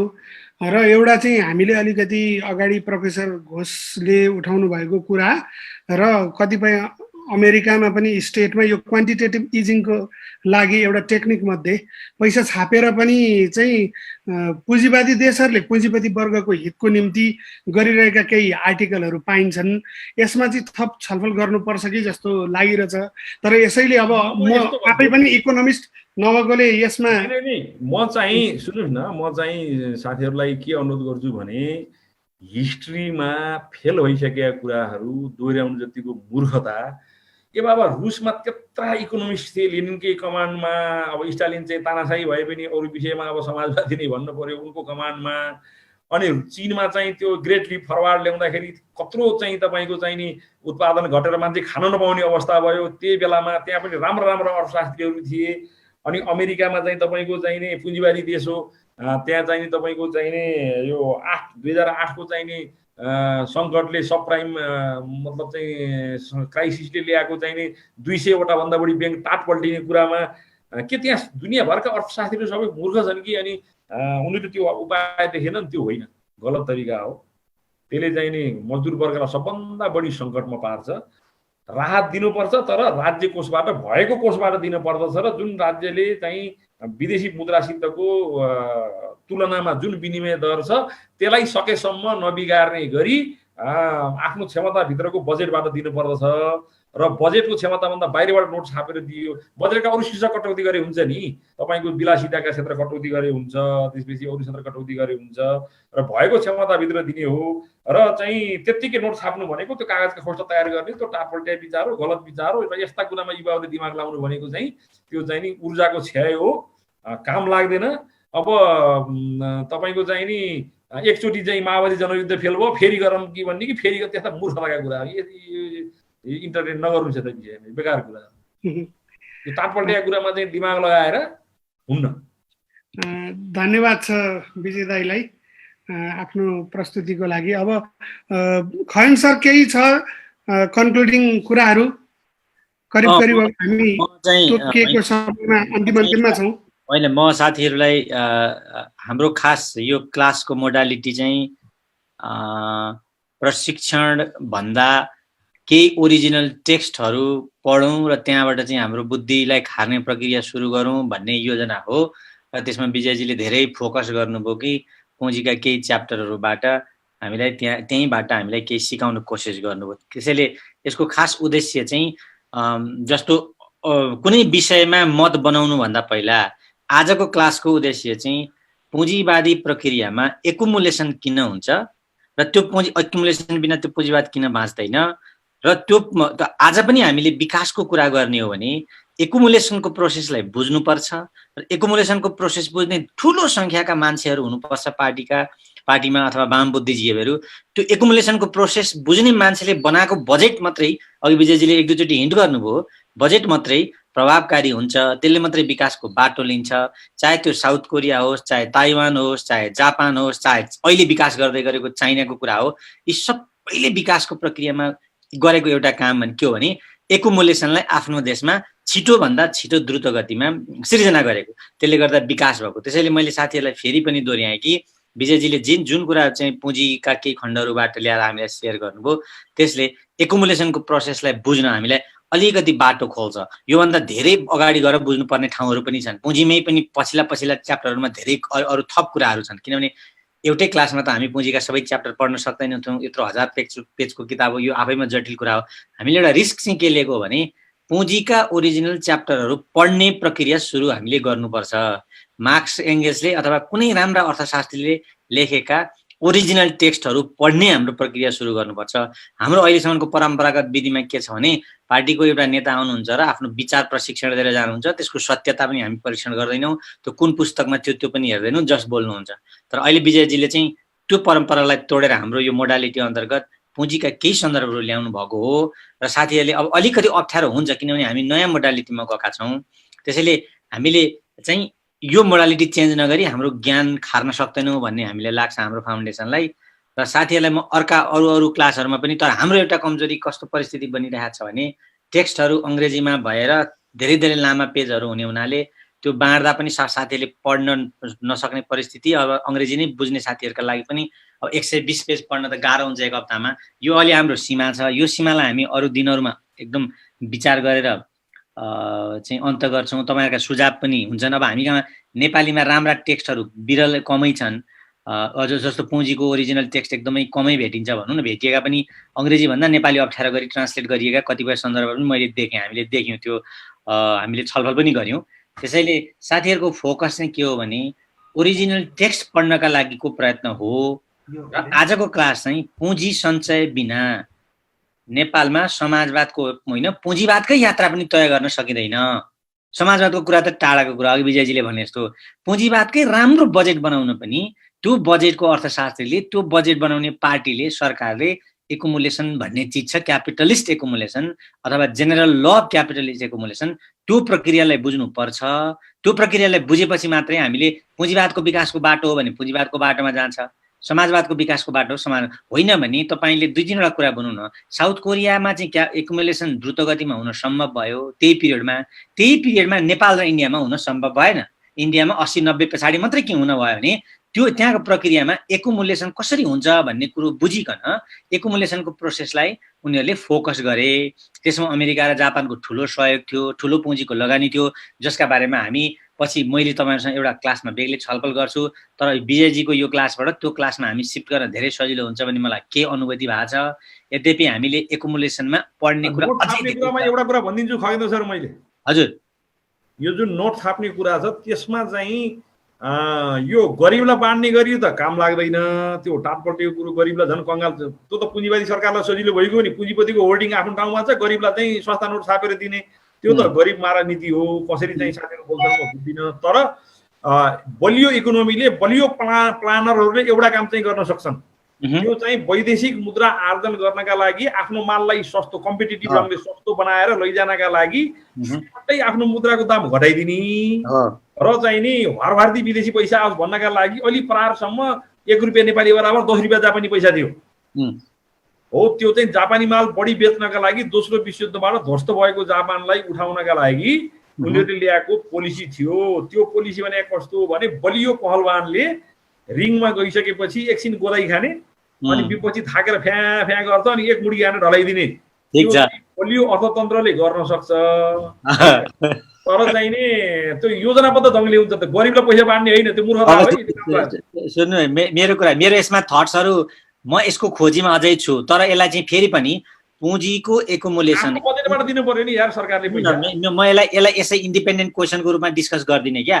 क्वान्टिटेटिभ इजिङ सम्भव छ कि छैन भनेर चाहिँ आजको क्लासको डिस्कसनको टपिक होइन सामान्यतया। तर त्यो टपिक यो टपिकसँग कसरी रिलेटेड हुन सक्छ भने एकुमुलेसनको प्रोसेसमा पुँजी उत्पादनको प्रक्रियामा कुनै चरणमा पुँजी उत्पादनको प्रक्रिया अवरुद्ध भयो, जस्तो कोभिडले अवरुद्ध गर्छ त्यसलाई, होइन भएको छ संसारका देशहरूमा। त्यस्तो बेला एउटा छोटो पिरियडमा छोटो केही क्षेत्रमा मात्रै फोकस गरेर, जस्तो रिजर्भ ब्याङ्कबाट बरो गर्ने, रिजर्भ ब्याङ्कमा भएको जुन पैसा त बाकसमा छ त्यो त सबै पैसा त सरकारले बरो गरेर गर्नु त हुन्छ। एक्ज्याक्टली क्वान्टिटेटिभ इजिङका त होइन, सुन्नु विजय, क्वान्टिटेटिभ इजिङका भेराइटी अफ फर्म्स हुन्छन् विभिन्न होइन। अब यस्तो कस्तो हुँदो रहेछ भने एउटा अनुभव चाहिँ मैले एकजना अर्थशास्त्रीसँग छलफल गर्दा मैले बुझेको अनुभव चाहिँ के हो भने, जस्तो मान्नुहोस् कि हाइपोथेटिकली हामीले रिजर्भ ब्याङ्कबाट पैसा लियौँ या केही लाख रुपियाँ छाप्यौँ या करोड रुपियाँ छाप्यौँ, तर त्यो चाहिँ सर बाँडेर चाहिँ त्यसले इकोनोमीलाई रिभाइभ गर्दैन। त्यो बाँडेको पैसा प्रयोग गरेर बाँडिएका मान्छेहरूले तुरुन्त खेती गरे या तुरुन्त उद्यममा लगाएर उत्पादन सुरु गरे भने त्यो उत्पादनबाट भएको नाफा पछि फेरि राष्ट्र ब्याङ्कलाई फिर्ता गरेपछि त्यो इन्फ्लेसन नआउने गरी चाहिँ क्वान्टिटेटिभ इजिङ त्यो पनि एकदम होइन। त्यो त रिजर्भ होइन, नोट छाप्ने हामीले जेनेरिक सेन्समा भनेको हो होइन। नोट छाप्ने त चलनमा रहेका नोट भन्दा राष्ट्र ब्याङ्कबाट केही नोटहरू बाहिर बजारमा ल्याउने भनेको अर्थमा भनेको मैले होइन। त्यो चाहिँ अब कहिलेकाहीँ छाप्ने अर्थमा पनि हुन्छ, किनभने राष्ट्र ब्याङ्कसँग 0 रिजर्भ छ भने छापेकै हुन्छ त्यो भने। यद्यपि यो विषय हामीले सोच्नै पर्छ। यो विषयमा थप जस्तो विजयजीको त्यो धारणा छ, मेरो धारणा म अझै बनाउन क्लियर भइसकेको छुइनँ, बनाउँदैछु, बिल्डअप गर्दैछु होइन। तर हामीले यसलाई बुझ्ने के हो कुरा भने, फेरि पनि मैले भने पुँजीको प्रक्रिया, पुँजी उत्पादन पुनरुत्पादनको प्रक्रिया कुनै पोइन्टमा कुनै कारणले, क्राइसिसका कारणले, रोगका कारणले, ठुलो डिजास्टरका कारणले अवरुद्ध भयो भने त्यस्तो इकोनोमीलाई निकास दिन के गर्न सक्छन् भन्दाखेरि एकजना केही अर्थशास्त्रीले क्वान्टिटेटिभ इजिङ पनि एउटा अप्सन हो, तर त्यसको रिस्क भयङ्कर छ भन्ने मान्यता पनि राख्छन्। केही तर त्योमा हामी सहमत या असहमत जे पनि गर्न सक्छौँ, तर यो छलफल गर्ने हिसाबले सोच्नु मात्रै भन्छु है म चाहिँ फेरि पनि, होइन? त्यो पनि कसरी भने आजको क्लाससँग जोडेर पुँजीको उत्पादनको प्रक्रिया रोक्यो भने के हुन्छ भन्नेसँग जोडेर। सधैँ त्यसो गर्न त कहिले नै सकिँदैन। प्रक्रिया रोकेपछि त किन्ने मालै हुन्न नि गुरु बजारमा, त कागज दिएर के गर्नु? होइन, त्यसले उत्पादनलाई ट्रिगर गर्छ कि भन्ने आश मात्रै हो। उत्पादनलाई ट्रिगर गर्ने एउटा सम्भावना रह्यो भने काम गर्छ, उत्पादनलाई त्यसले ट्रिगर गर्यो भने त्यसले इजिङले काम गर्न सक्छ। यो बहस चाहिँ नेपालमा यो हिसाबले हामीले सुरु गरेका छौँ, तर यो बहस यहाँको मात्रै विषय नभएर बेलायतमा पनि अस्ति चाहिँ को चुनावमा लेबर पार्टीका लिडर जेरेमी कोर्बिनले पनि उठाएका थिए। त्यो भइसके पछाडि यो संसारव्यापी भएको एउटा बहस हो। सम्भवतः यो बहसमा हामीले हाम्रो धारणाहरू निर्माणको प्रक्रियामा छिर्नुपर्छ जस्तो लाग्छ। विजय दाइलाई आफ्नो चाहिँ निकै राम्रो इन्साइट र मार्क्सको पुँजीको चाहिँ जुन च्याप्टरहरू आज बुझ्नका लागि सजिलो हुन्छ भनेर जसरी लिएर आउनुभएको छ त्यसका लागि धेरै धेरै धन्यवाद छ। उहाँले प्रिपेयर गर्नुभएको PDF नोट पनि छ, त्यसको कन्क्लुजनको सेक्टर चाहिँ अलिकति 8-10 लाइन म थपेर दिन्छु भनेर भन्नुभएको छ। त्यो प्राप्त भइसके पछाडि हामी सबै साथीहरूलाई आज बेलुका वा भोलि यो नोटको चाहिँ प्रक्रिया पनि हामी सबै साथीहरूलाई पठाइदिन्छौँ। र अब सम्भवतः अर्को हप्ताको क्लास हामी यही नवउदारवादलाई बुझ्ने प्रक्रियामा डेभिड हार्वेको चाहिँ हिस्ट्री अफ न्यू लिबरलिजम भन्ने किताबको एउटा च्याप्टर, त्यसमा चाहिँ ट्रायल अफ न्यू लिबरलिजम अर्थात् नवउदारवादका परीक्षणहरू भन्ने विषयमा हामी पढ्छौँ र हामीसँग नेकपाका नेता एवं मार्क्सवादी अध्येता भन्न सकिन्छ राम कार्कीले यो विषयमा सहजीकरण गर्नुहुन्छ। यो टेक्स्ट अङ्ग्रेजीमै छ, दुःख सजिलो जे हुन्छ अङ्ग्रेजीमै हामी एकचोटि पढौँ, हामी सबै उपलब्ध गर्छौँ। र हाम्रो भोलिको क्लास चाहिँ यही क्लासलाई भोलि फेरि गर्ने कि भनेर भनेको, तर हामीले जुममा र फेसबुक लाइभमा चाहिँ यो दुवै एकैचोटि गरेको हुनाले यो रेकर्डेड पनि भएको हुनाले हामी भोलिको कक्षा चाहिँ हामी गर्दैनौँ। यसैलाई दुईटा चाहिँ सेक्सन बनाएर गर्ने कि सुरुमा एकदमै ज्यादै धेरै साथीहरूको उत्साहजनक रूपमा चाहिँ हामीलाई इमेलहरू आएको थियो। 200 भन्दा बढी, करिब 242 त पहिला नै भेटेका थियौँ। त्यो भइसकेपछि अहिले चाहिँ फेरि हाम्रो क्लास रन हुँदै जाँदा टेक्स्टै पढेरै सुरु गर्ने प्रक्रिया र यसो सामान्य सहभागी भइदिउँ न भन्ने कुरा चाहिँ फरक हुँदो रहेछ भन्ने हाम्रो बुझाइ, हाम्रो आफ्नै लर्निङ पनि भयो। त्यसैले जो यो पढेरै अगाडि बढ्ने प्रक्रियामा सामेल हुँदा नै चाहिँ यो हाम्रो जुन अध्ययन, ज्ञान निर्माण, ज्ञान उत्पादन र पुनरुत्पादनको प्रक्रिया छ त्यसमा सजिलो हुन्छ भन्ने हामीलाई लागेको छ। अर्को हप्ता हामी नव उदारवादको विषयमा पढ्नेछौँ, नव उदारवादका परीक्षणहरूका विषयमा पढ्नेछौँ। राम कार्की आउनुहुनेछ र यिनै विषयलाई कन्क्लुड गर्दै अब खैन सर, विजय दाइ कुनै कुरा छ यहाँहरूले अन्तिममा एक लाइन केही भन्नुपर्ने? मेरो अबको हाम्रो शनिबारको क्लास चाहिँ एउटै हुन्छ, आइतबार हुँदैन भन्ने पनि अबकोमा पनि साथीहरूलाई सूचित गर्नुपर्छ होला कि? त्यो त छँदैछ, हामी मेसेज पठाइ नै हाल्छौँ। कुनै छ दाइ फाइनल रिमार्क्स विजय दाइको? छैन सर, ठिकै छ।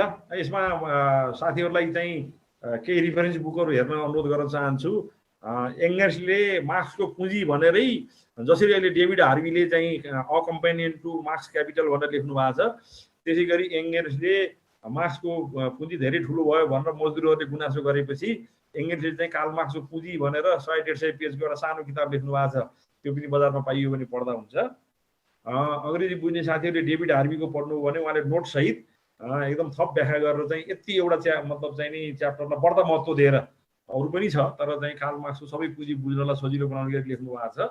मैले पनि लेखेको छु। र त्यसै गरी चाहिँ यो खास गरी चाहिँ कार्ल मार्क्सको पुँजी बुझ्नका लागि त्योभन्दा पहिलेको रचना धेरै सान्दर्भिक छ। हाम्रो त्यसमा कम ध्यान गएको छ कि a contribution to the critique of political economy, राजनीतिक अर्थशास्त्रको आलोचनाको प्रयास भन्छु मैले, योगदान भनेर अनुवाद गरेको छ नि, योगदान होइन प्रयास भन्ने किताब चाहिँ नि धेरै सान्दर्भिक छ। त्यो चाहिँ 200-250 पेजको मात्रै छ र धेरै सरल छ। त्यो पढेर चाहिँ पुँजी पढ्नुभयो भने सजिलो हुन्छ भन्ने मलाई लाग्छ।